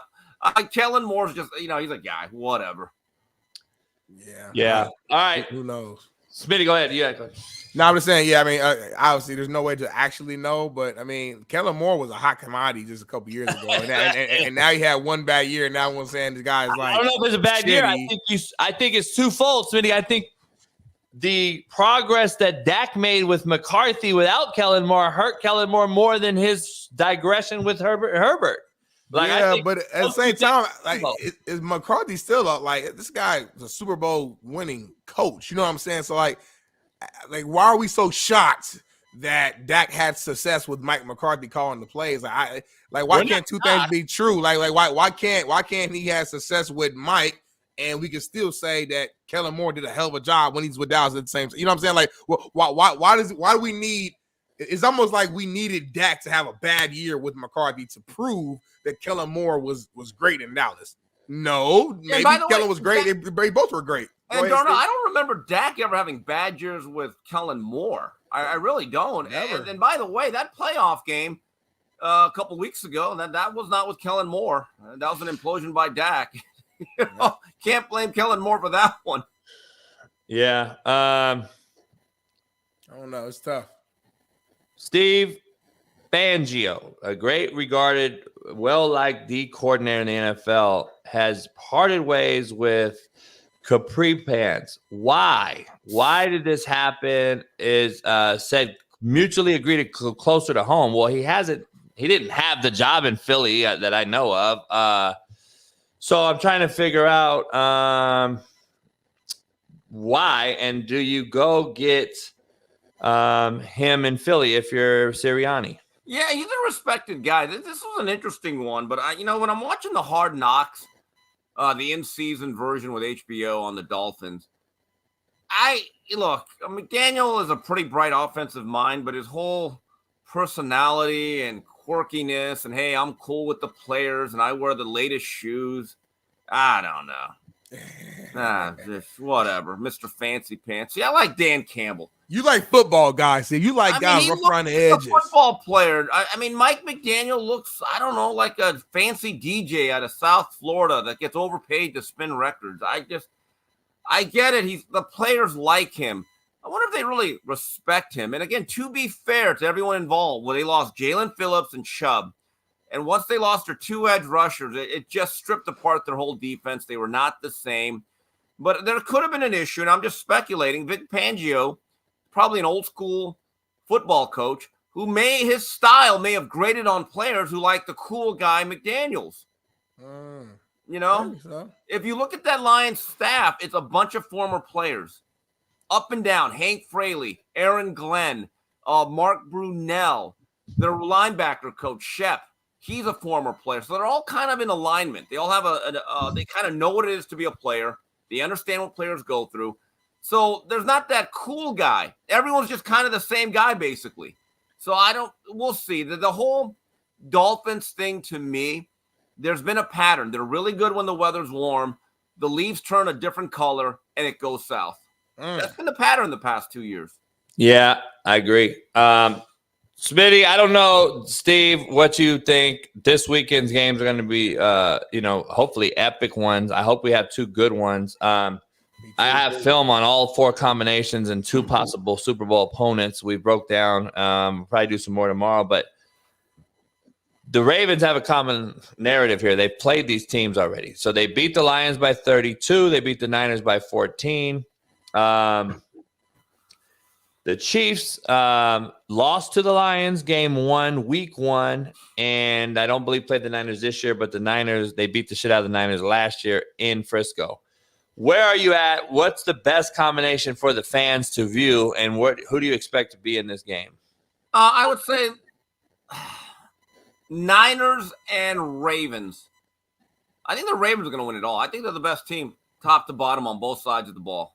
I do. But do you agree with Whitlock? Because Whitlock and I have a beef going on, and he is out of his mind. One of the greatest teams ever? No, I don't buy that. Thank you. At least, thank you. When I think of like all-time great teams that I've seen, I'm talking about like 84 Niners were unbelievable, 85 Bears, 86 Giants, 89 Niners, Cowboys. Damn, hold on, real quick. You just named half a decade. All in the 80s. Great teams. All better. I mean, look at the those teams are all like 14-2, 15-1-ish. Are you sure that wasn't a nostalgia for the past, Steve, because you were younger and these teams meant so much more? I'm just asking the question. But I was not a fan of it. I was a Rams fan. We always got crushed by the Niners when it mattered. 92, 93, 95 Cowboys. Who else? The Patriots, obviously. Rams. The Rams for 1 year, 1999. 06, 07, probably the Colts. I'm trying to think. Colts in 06. Robert Mathis, Dwight Freeney, Bob Sanders, Gary Brackett, Reggie Wayne, Marvin Harrison, Peyton Manning, Dallas like 800 Clark. yards rushing in a game to Mojo Drew, and I was like, how many Hall of Famers we had on that squad? Stop it, Steve Kim. They were not one of the all-time great teams. They were a very good team. They're not one of the all-time great teams. They would not have beaten any of the teams that I listed. 91 Redskins.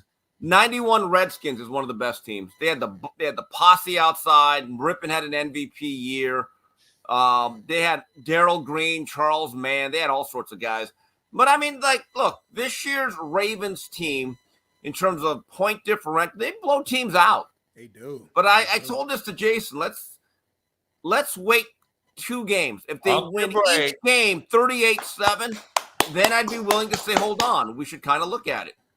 But are they not like this? I'm the Lamar hater. Oh shit! Here we go. I'm the Lamar hater, Steve. Of course. We know that.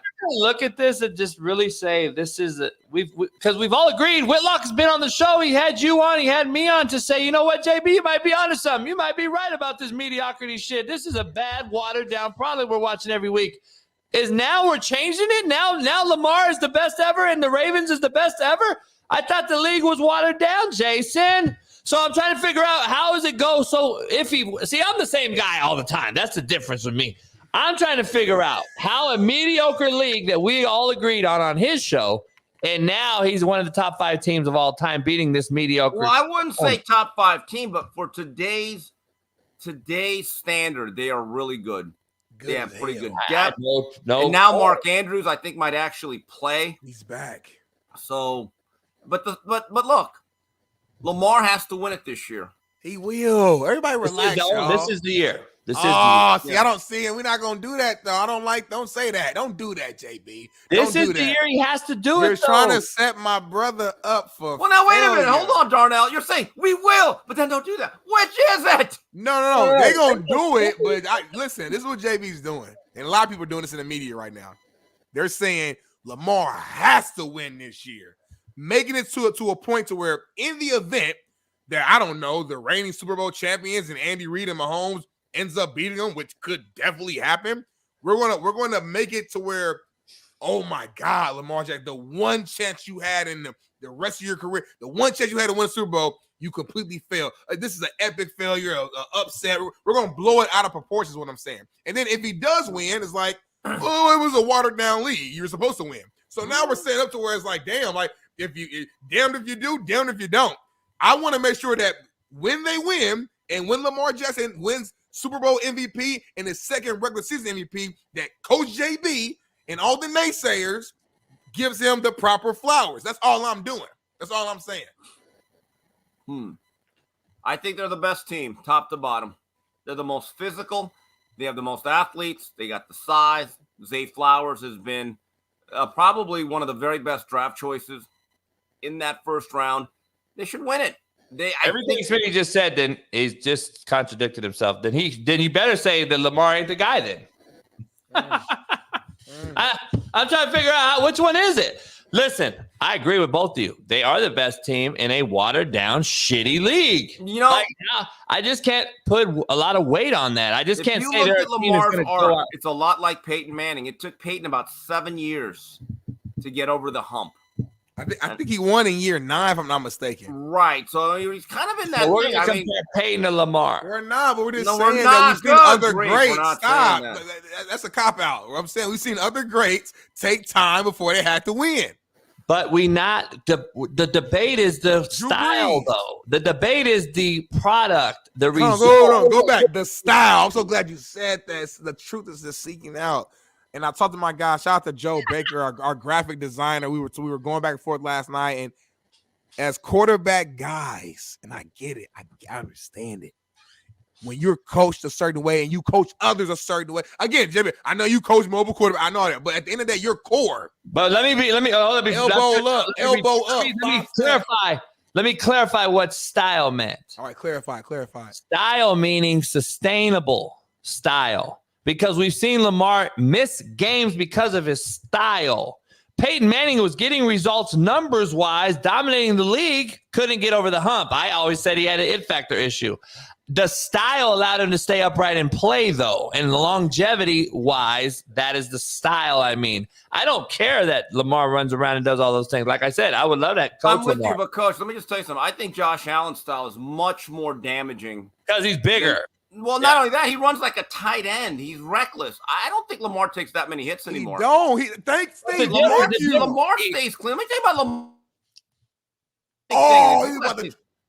Lamar's – I've seen games with Lamar where I look at it and I say, man, he must have like 100 yards rushing. And I look, it's only like 40. And I started to figure out why. Out of those 40 yards, he probably gets like 4 first downs. His ability to get 6 yards on 3rd and 3, 8 yards on 4th and 3. It doesn't seem like a lot, but it gives you the ability to reset the downs. So those 4 first down runs probably leads to another 35 plays offensively. And that just wears a defense down. I don't know how you quantify it. I don't know how you actually bring the value in it. But in this era of tempo, and if you're going to run any of it and how people want to rotate, if you have that ability to continue to reset the chains as a quarterback, and this was something Miami was missing last year with Van Dyke that they probably have now.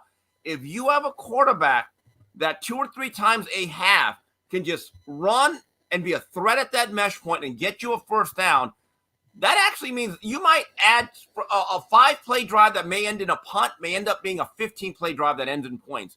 And you do that over time. It's like a great body puncher in boxing. That left hook to the ribs in the first, second round probably does nothing. By the 9th round, it probably doubles you over. Lamar has the ability to wear people down. If you watch the Ravens, the one thing that is impressive about them, and it was just like this last week, the Texans played a pretty good game defensively for 2 quarters. By the 4th quarter, they didn't want to tackle anybody. That's the effect of Lamar. I don't know how you quantify it. I don't know if it's traditional quarterback play. It probably isn't. But it is modern-day quarterback play. I don't see Lamar getting banged up that much. Listen, I'm totally agreeing with both of you. His game has changed, but the game has changed because of Todd Monken. He's not running Roman's offense no more. They're not in 32 personnel running triple option. Monken understands that he has to be available for our success. And to Lamar's credit, he's adhered to the coaching, and he has fallen in and said, all right, I'm doing these things. No, I'm with you, but that doesn't change the fact that he hasn't gotten better as a quarterback, though. Okay, but look, is Lamar ever going to be a 5,000-yard passer? No. Probably not. That's fine, too. But I'm just telling you, his ability to be kind of a distributor at times and to lengthen plays and drives, there's an unbelievable value to that because he keeps your defense fresh, too. So I don't know. I mean, statistically, is he ever going to be that guy that wows you? But he had that one year where he produced a bunch of touchdowns. So let's see what happens. Steve, before you leave, I love Steve. I'm getting shots taken at me. Before you leave, are you going on Whitlock today? I am going on Whitlock, yes. Then you need to address this right here, right now. He just said that I am scared to debate him, and he said he tried to fly out to my house to have football palooza, and I always have an excuse. You better call him out and tell him that we have recorded messages of him refusing to come after he's booked the flight. I know. Look, he even said that he might actually go to Iowa City to watch Caitlin Clark play basketball. Oh, the flopper! Whoa. Caitlin Clark is phenomenal. Y'all not about to put no respect on her. I wouldn't even go to the Staples Center or whatever they call it now to watch the Lakers. And this guy's going to Iowa City to watch women's college basketball. Because Whitlock from Indiana, he appreciates great basketball. Put some respect on the man's name. They got Indiana. We invented basketball. Like, that's what we do. We grew up on the black side. We grew up in the gym AAU. We want to watch great basketball play. See, if you don't appreciate basketball, that's why you're making that face. We were almost on the same page. For what are you talking about? You don't. You like Jordan. That's it. And Olajuwon and the '80s Lakers.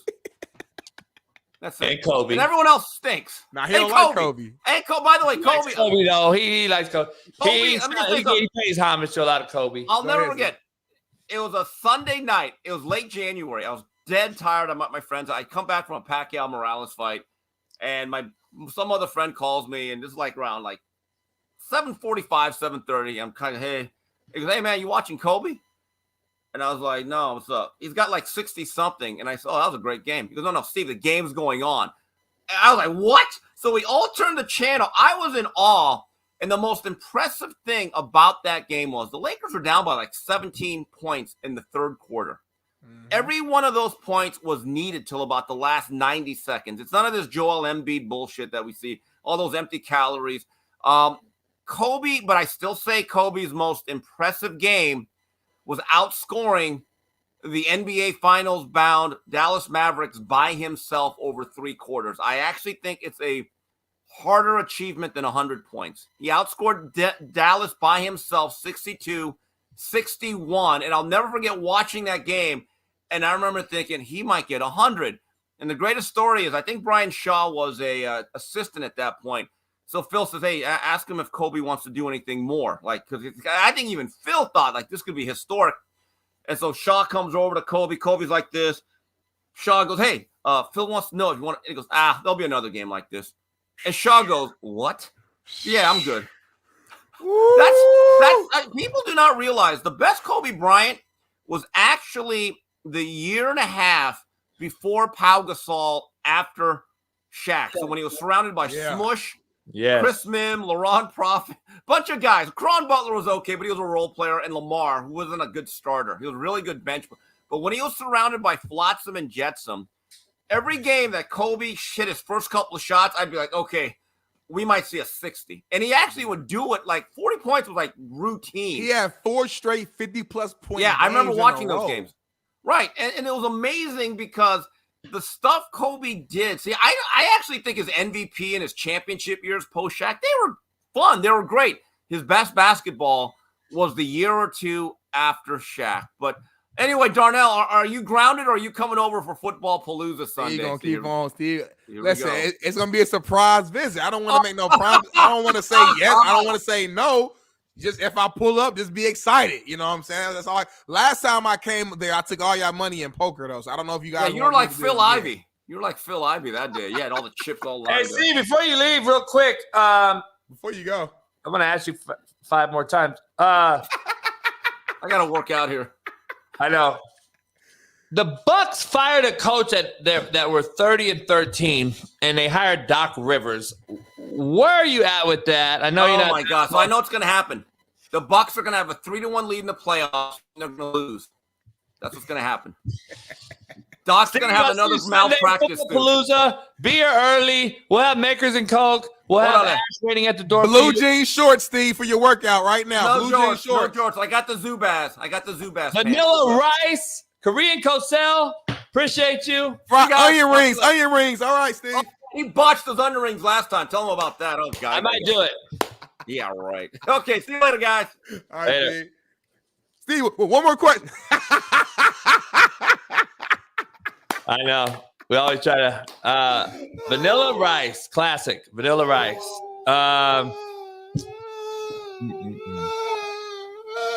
It's already 8:25. Might as well finish the show. I'm about to end this shit early. Go eat, drink, come back for Matt's show. Let's go straight into some. You say you had hella BPS and WPS. We also got some other topics too, though. We got the Chiefs situation in the backyard. We got a few things going on. There's a lot of weird stories. Did you get a chance to read up on that while you were doing the show live? While I was killing you in debates? Did you get caught up on that? Yeah, and I've been destroying you today too. What we actually do on this show, like Smitty's actually reading and getting knowledge on some topic while we're going live, while I'm cooking them, while he thinks he's cooking me, and you know what I'm saying? I'm texting people, talking to Tank over here, Weddle over here, fucking Whitlock over here. So, it's just, Sunday Football Palooza. Anybody want to come? 10 racks. You can drop it in Venmo. Women come in free till 2 p.m. Yeah, dude, and after that, you got to be naked to get in. So, look, here's the thing. There's the thing. Super Bowl party, though. You better show up for that. I got some shit. I got some AEs on the bartenders. I got some shit. I do a big Super Bowl party every year, Smitty. I don't know if you're ready for that, though. You might want to stay home. It's cool. So, look, this is the deal. Talk to me. Smitty up this week. Come back stronger next week. I love Smitty. Smitty needs support from y'all. I love when y'all support Smitty. It's good. It's good for business. All right, so he mad, John. Wido out there doing his thing on the internet. I see Wido out there doing his thing. Happy belated birthday to Wido. They asked what you did last week. I said Wido because I pull up in that that Tahoe. But let me stop playing, man. Listen, I'm be playing around right now. I ain't trying to do too much for you. Happy belated birthday to Wido, man. I know he turned what'd you turn? 30 the other day, 31, 28, 25. Happy birthday, my guy. Belated. AO said Dan Orlovsky's getting OC interviews because he's not throwing F-bombs every second. Yeah, that's why. That's exactly why. You know. Oh, God. Unbelievable. It's the ignorance that's life-threatening is why we're so fucked up in America.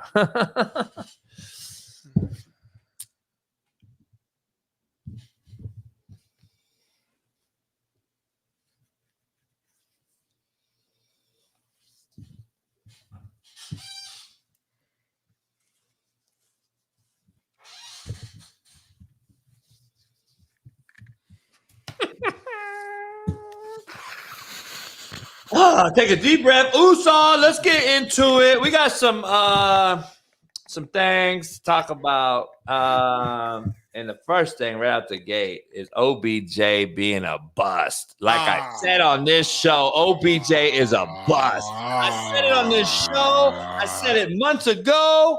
Look at that shit right there. Jesse Morse, Dr. Jesse Morse dropping in with some knowledge. Hey, Dr. Jesse Morse, listen, and I hope you're listening. You are 1,000% correct. This dude is a bust. I would have never paid him $15 million. Why would you pay him $15 million as an old, hurt, injury-prone guy? He doesn't do anything, and he's suspect at that with his manhood. Go ahead, Big Smitty. Where are you at? What the hell is going on? First of all, Dr. Jesse Morris, I love you, my guy. You come on this show clean every single week. Time out. Before you even go and pay homage to Dr. Jesse Morris, I already know where you're going with this approach. See, this is the thing that separates this show from everybody else. Smitty is taking that approach already. He's taking that like, yeah, but you're wrong. Nah, you call him out right now, Smitty. From the jump. Don't even take that. Call him out right now. Say you're wrong, Jesse.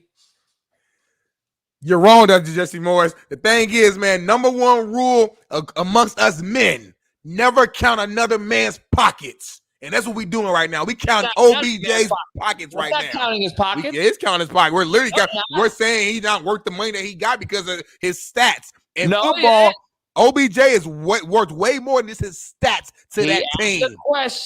He asked a question. Fairness to him, Dr. Jesse Morris asked a question. It's a leading question, JB. Stop. He said, was OBJ worth his money? And then he put his stat line out there, and then he's asking everybody, that's 400. He's telling you that's 428,000 a catch. And I think it's a fair question. Is he worth the money? Yes, he's worth the money because even outside of you're the guy that is the one that comes out and makes a statement on my question and then gets mad and says it was a question. No, it wasn't. It was a statement. You made a statement. Jesse asked the question, gave a stat, and made a statement. That's how you do it. So what's the difference? But what were the intentions behind the question, JB? Let's use our comment. Let's use our sense now. Let's not act like we ain't. Come on now. You smart. How are you defending this? I just want to know how your rationale on defending this payout. $15 million. How are you defending that? It's $430,000 a catch. He didn't do anything this year. So hey, that should actually build your Lamar Jackson case that he's even balling more. I don't need the build. He's MVP. He's built it himself. I don't need nothing else to add to it. Lamar has done Lamar thing. Lamar shows up in every single big game. All I'm saying is OBJ as a leader for that locker room. You've been hearing all the stories and how he's been impacting Zay Flowers and some of these other who's the other young cat they did draft the year before him. And I just feel like OBJ, and we might see it this weekend. OBJ, it reminds me of that veteran, that Gronkowski late in his career, only has a little bit left in the tank, but when you need him the most, he makes that big play. Don't be surprised if OBJ catches just one big time pass at the right moment against the Kansas City Chiefs this weekend to help the Ravens surpass him and make it back to the Super Bowl. Please clip this off, baby. Please, fans, clip this moment off. I'm going to say it one more time just in case you didn't hear me the first time. Do not be surprised if Odell Beckham Jr. makes one big-time play this weekend in the AFC Championship game to help lead the Ravens past the Kansas City Chiefs. That's why you pay a guy that amount of money at this point in his career. It's respect to what he's done. It's respect for the ability to make that big play in the big-time moment, and it's the intangibles and leadership ability that he brings to that locker room, that young locker room of young wide receivers. My case is closed.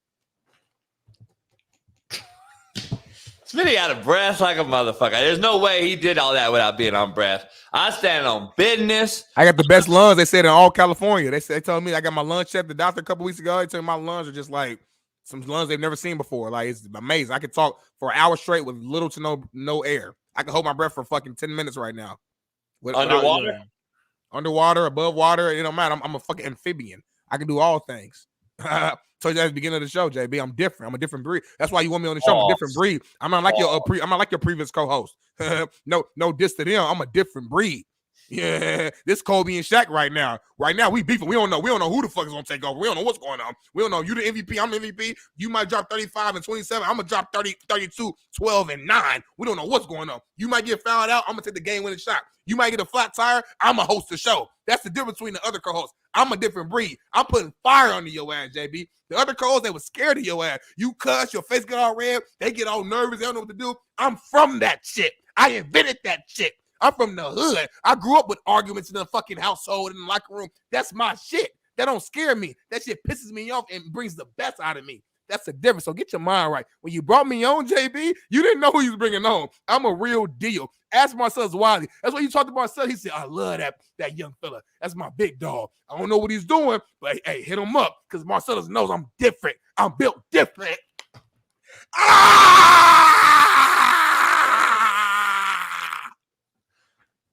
Oh my God, I have a heart attack on this motherfucker live, and I'm here for it. Have a heart attack live on this motherfucker. I'm here for it. Shit, that'll be the shit I need to get over the top. Smitty won't be with us no more, but guess what? That is what I need to get over the fucking top. And Smitty will be the sacrificial lamb to get me over the top. Shout out to Smitty. I'll shoot some dollars to his wife. All right, cool. That's all I ask. Wife, mama, yeah, sister. I'm gonna take care. Yeah. Clip that shit, baby. Put that shit on TikTok or whatever that shit is, man. I don't know. It's like, fuck. These jokes sound off for Park 30. Let's dive into this whole. I wanted to ask Steve about this. Giannis surprised. Giannis came out on a press conference and said he is surprised they fired the coach. Now I'm calling bullshit. I'm calling bullshit because he's the leader of the team, right? Yep. All right. He was in on the interviews, 2 of them for the hiring of the head coach, from what everyone's been told. Wojciechowski, everybody came out and said he was on the interview. So then if you're the leader and you aren't happy and did not know that the head coach was being taken away and you were hiring a new one, why are you doing this?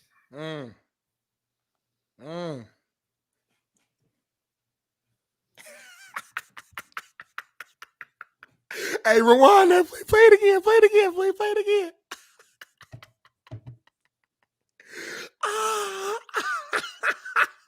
When me and JB get a studio, this is how we gonna intro the show. Me and JB gonna come around the corner. I'm gonna teach JB how to do. You know, white people can't dance. Teach JB how to bounce with it. And we gonna come right to our seats every show. Yeah, I've talked to a couple good NBA friends of mine. Can I give you a little they're insinuating? Yeah. That Adrian Griffin, the head coach, told the Giannis's brothers that they're shitty. Giannis went up and said, he called my brother shitty, play my brother, blah, blah, blah. And that's rumors that I heard from 2 NBA sources. What you think about that? But you didn't know he got fired, by the way. We don't even got to spend a lot of time on it, Smitty. It's just, again, player empowerment at its finest. I don't know. Like, there's no way you can't tell me it's player empowerment. No, it's player empowerment. Giannis is the decision maker. It's the power in Milwaukee. In the league, second-ranked offense in the league. They're low on defense, but they had the second-ranked offense in the league.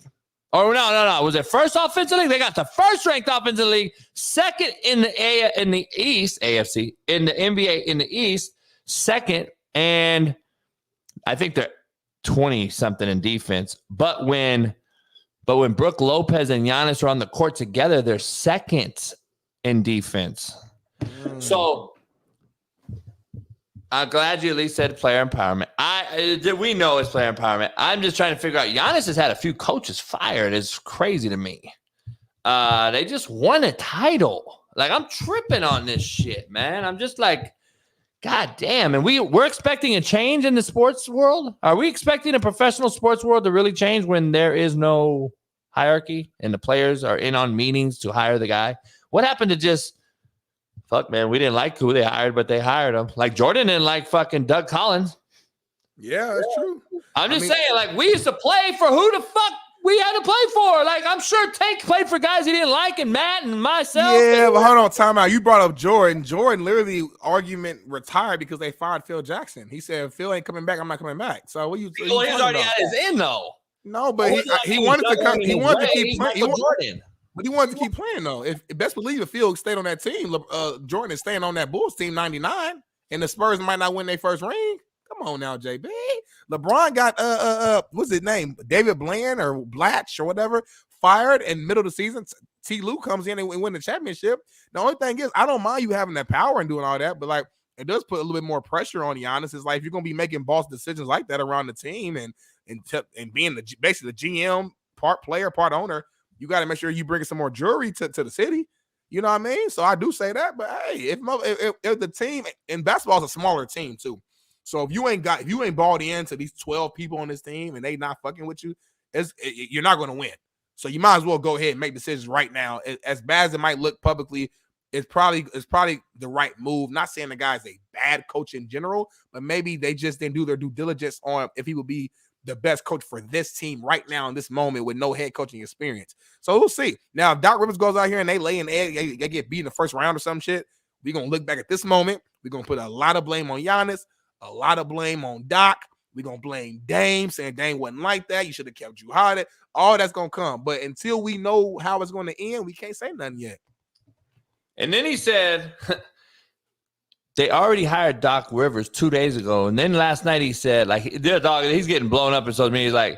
He's like, I don't know who we're going to hire, if we're going to hire a coach, but I'm just going to play for who our current coach is. Like, you already hired Doc Rivers, motherfucker. You knew you goddamn hired Doc Rivers. This shit is, to me, this shit is whatever you call it, cringeworthy. Homie, I couldn't even listen to the motherfucker. Why do you always say whatever you call it? I couldn't even listen to the motherfucker talk. Like, you're fake as shit, Giannis. I lost all respect for Giannis and Luka in a 4-hour span last night.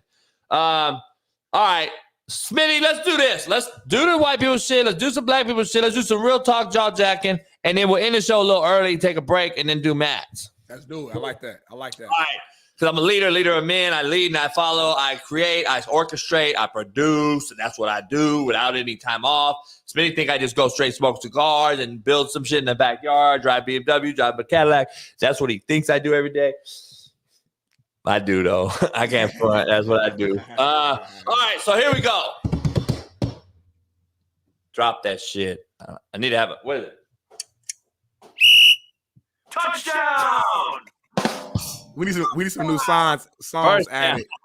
We need more sounds added. You got to do a whole new sound thing. Well, after the Super Bowl, we come back fresh. We're gonna change this shit up here because you got to change. You got to have evolution, change. This shit. Don't change who you are, but change what you do. A tiger never changes his stripes, JB. Ooh, that's a bar. What did I just say? Don't change who you are. Change what you do. Put that on a T-shirt or something. God damn, I just been dropping. Make sure Derek spell it right. Put it on a T-shirt. Shout out to Eric with the wrench, man. Shout out to Eric with the wrench, man. I know we got a couple t-shirts that's, with some misspellings and things like that, but the intentions were always pure. So make sure y'all go to the Coach JB store, buy some merch, go to ltclothingbrand.com, buy my merch. If you'd have spelled this right here, you think you would put a Z or S? We would have put boys in the hide. It would have been HOD. He would have put S though. He wouldn't even know. He never saw Boys in the Hood. He never saw Boys in the Hood. BOYSIN the hide, HOD. Or he would have put neighborhood. It would have been the whole big word underneath it. Nah, he would have thought boys is like a derogatory thing. He would have said gentlemen in the neighborhood.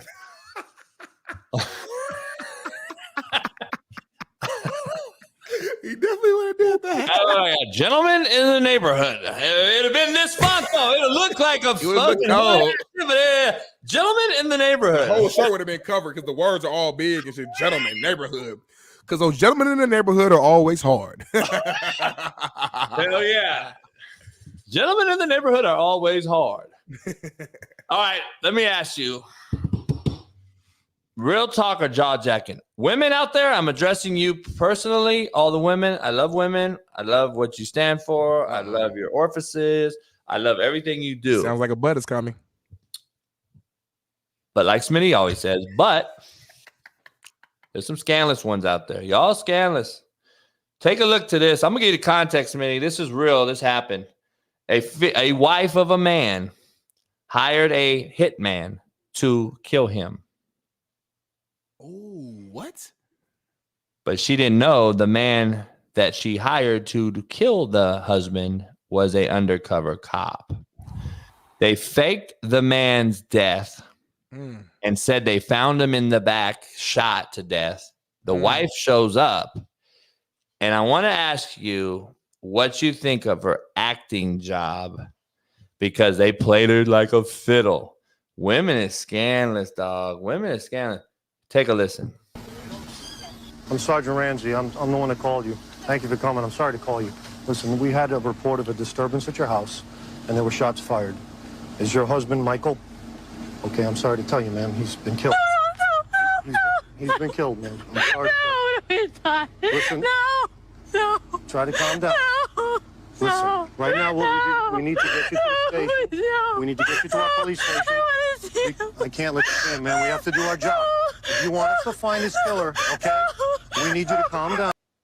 I learned from a psychologist. I'm curious to learn from Lucy in here, who works with the business. I learned if you breathe like that, you're fake. You ever heard that? You don't start crying immediately when you hear something when you cry like that and you breathe like that, they say it's faking it.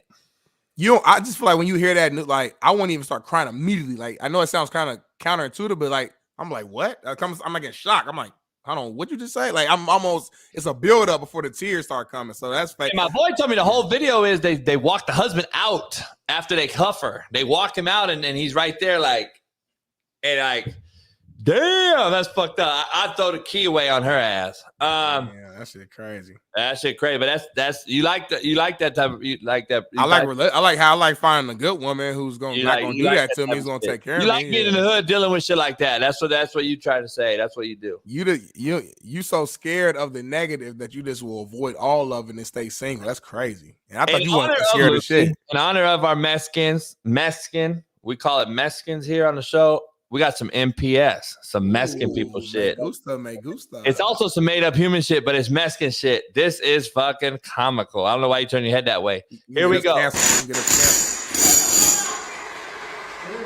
No! No, I said only the bathroom. Only the bathroom. You did all this for?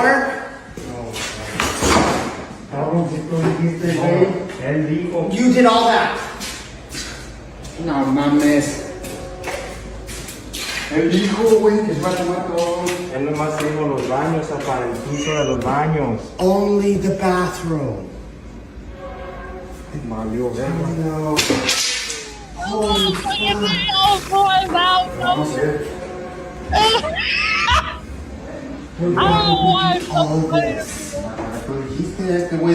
What did he tell you? Tú dijiste que a mí no me eches la culpa. He's the guy. He's the guy. Lucy, translate. Tienes a los dueños que ya la What? pagué. English. Tacones que maybe I paid. You pay. Yeah. No, I'm gonna end up paying. ¿No le vas a hablar a la policía? You. No, I didn't say anything. I said only the bathroom. Only the bathroom. Güey, tú estabas aquí, cabrón. Míralo. You didn't even start the bathroom. One little piece. First of all, I don't want to address the shorts. We're going to move right past the shorts he's wearing. Number two, he didn't even do the bathroom. He took out the whole floor in the whole house, and he didn't speak not one lick of fucking English. I was dying when I saw that video. As a homeowner and some shit like that really could happen, Smitty. Some shit like that could fucking. That's why you got to have a translator on site, or unfortunately, Cisco in the chat, you got to hire American.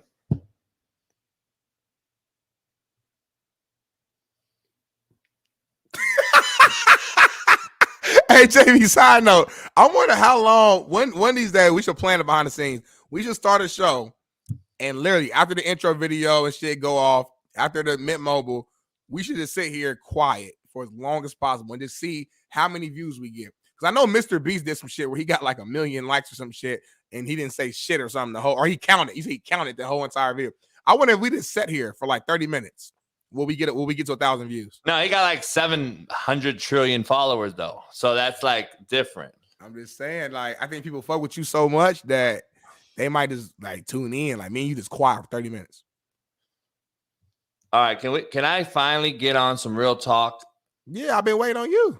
Jaw jacking. This is for you, Smitty. This is for you. Okay, cool.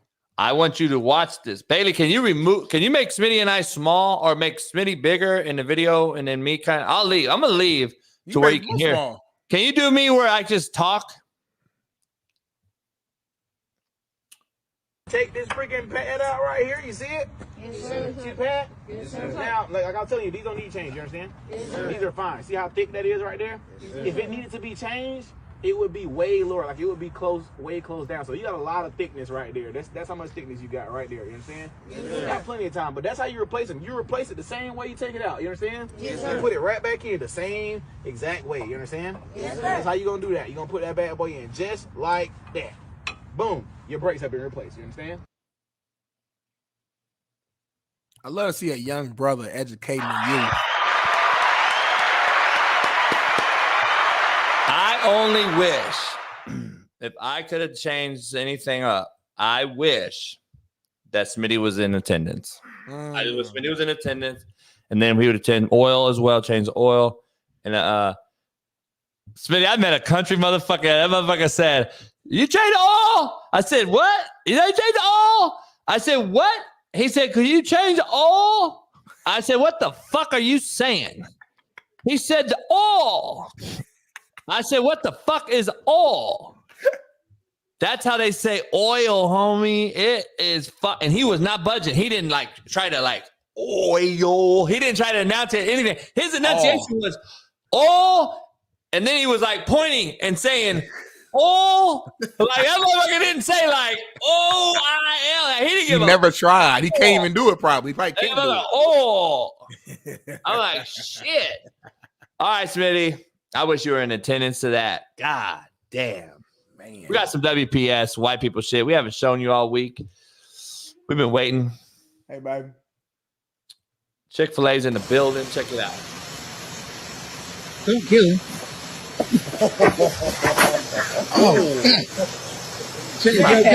He might have tore his ACL. He blew his shit out, right? Yeah.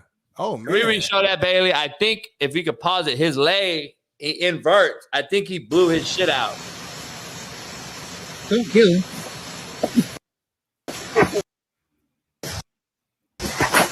Oh. Hey, that's some shit JB would do. Because like you around that same size right now, I'm too. not around that same. That motherfucker's 5'4". He First about- number one. Number two, I'm way more athletic. Number three, there's no way I'm falling forward, dropping the goddamn snake. Like he got you about 15 pounds here and there. I'm gonna be by the snake. That's true. I did hold a snake back in the alligator back in the days, though, back in Jamaica. So you got a lot of. I ain't scared of nothing. With you. Like I think where you are most of the time during the days, you got some white people shit in you. I'm in the hood right now. I know where you stay. You do this white people shit. Here we go with another nasty ass. Wow. Why would you do that? Oh, this is just nasty. This is why you don't. Is that rainbow sherbet? Yes. I should leave the fuck. It's my favorite fucking ice cream. You know rainbow sherbet is your favorite ice cream? Yes, I have since now. God, yes. Yeah. I finished a whole quart 2 days ago, and she's wasting rainbow sherbet in the fucking toilet. Don't eat at everybody's house. You don't know where people get their food from. It's just nasty. Who would even do something like this? Obviously, Sprite. Like, shit, there's no issue with what's going on. She just going through Smitty hot right now. That is the grossest thing. Place this. Okay. What the heck? Oh, here we go. Wow. So it starts. Oh, look, it is. It's and for them to even be sitting there engaging in that, that's nasty. Get that in there. Get some ice in the punch. Oh my gosh. Set the punch here. One for oh my gosh. Yeah. How'd you make it? The toilet bowl punch recipe. Oh my gosh. Yeah. I think I'm with you, sweetie.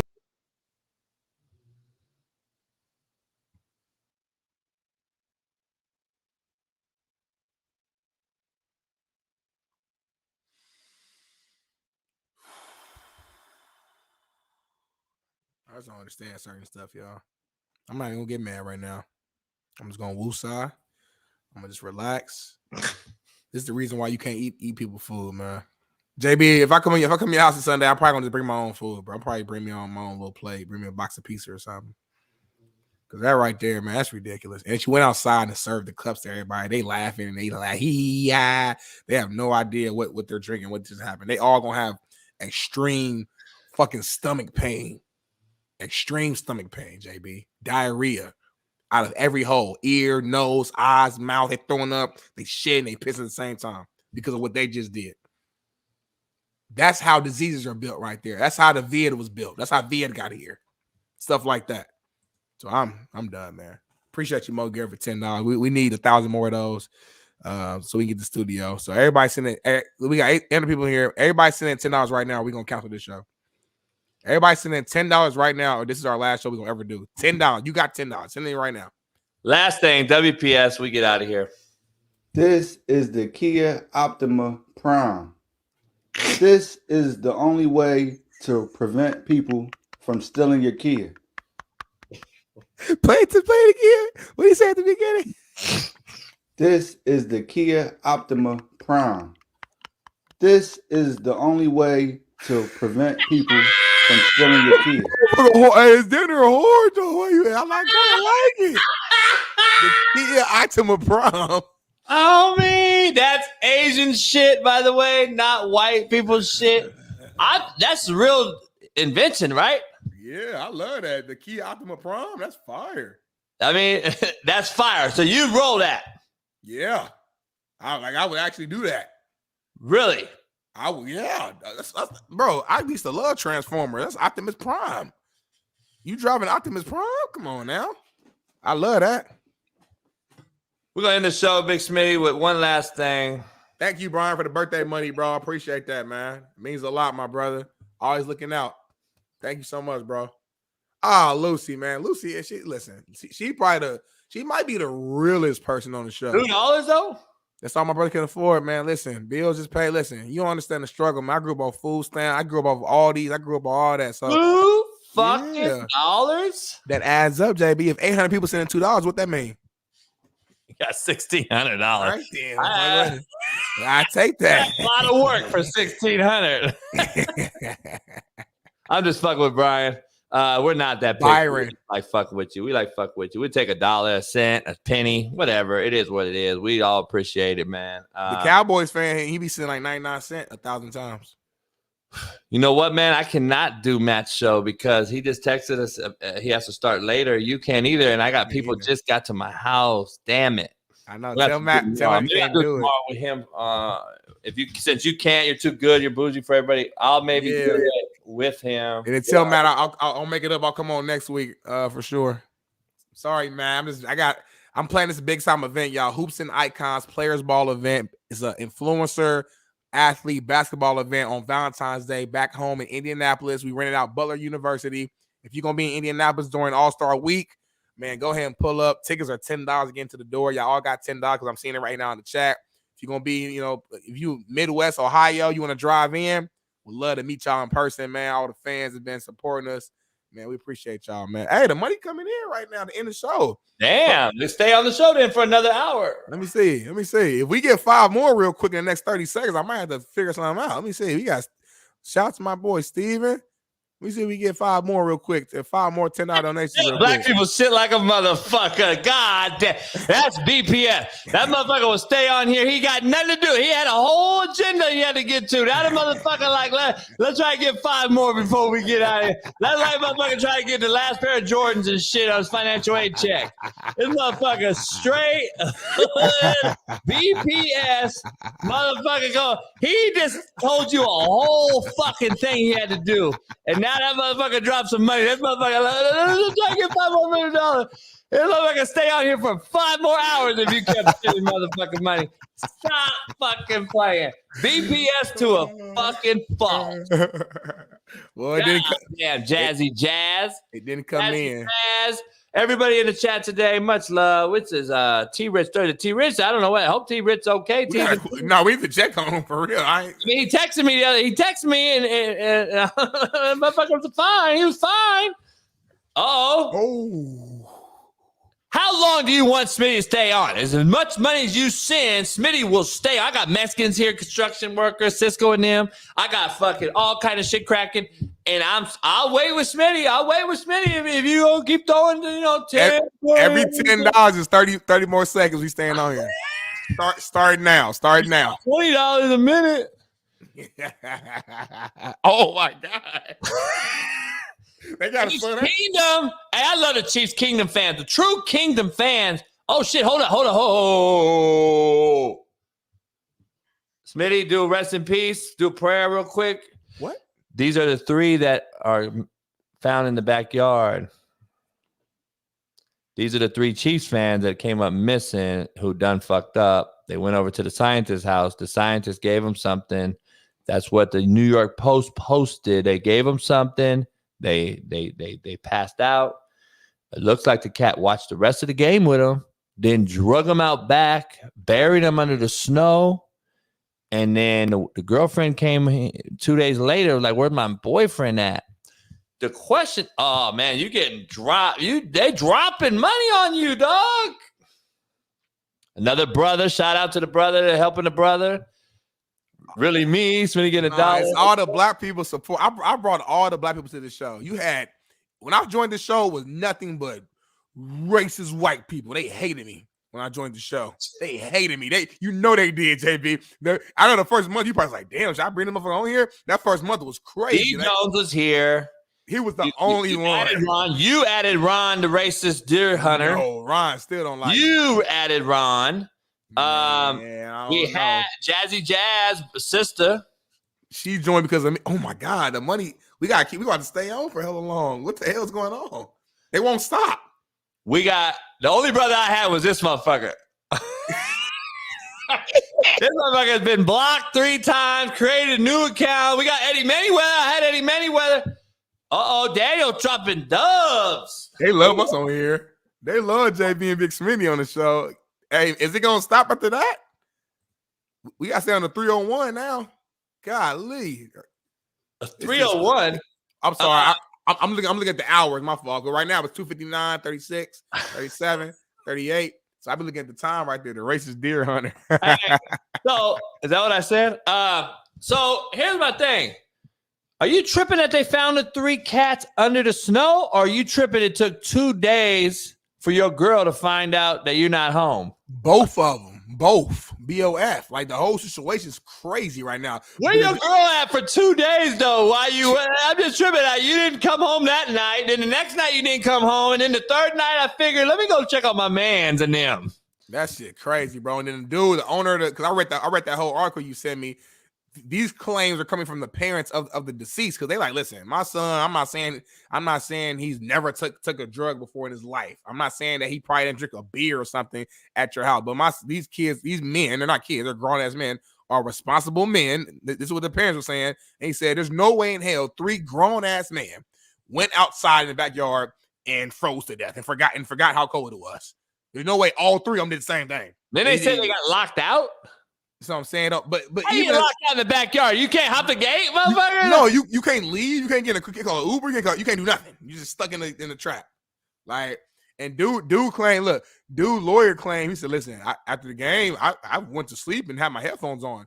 The fact that you're being so specific about my ears were covered, that lets me know you're lying. You're trying to keep yourself out of having any clue of what happened. So I don't know, bro. See, thank you, D Money.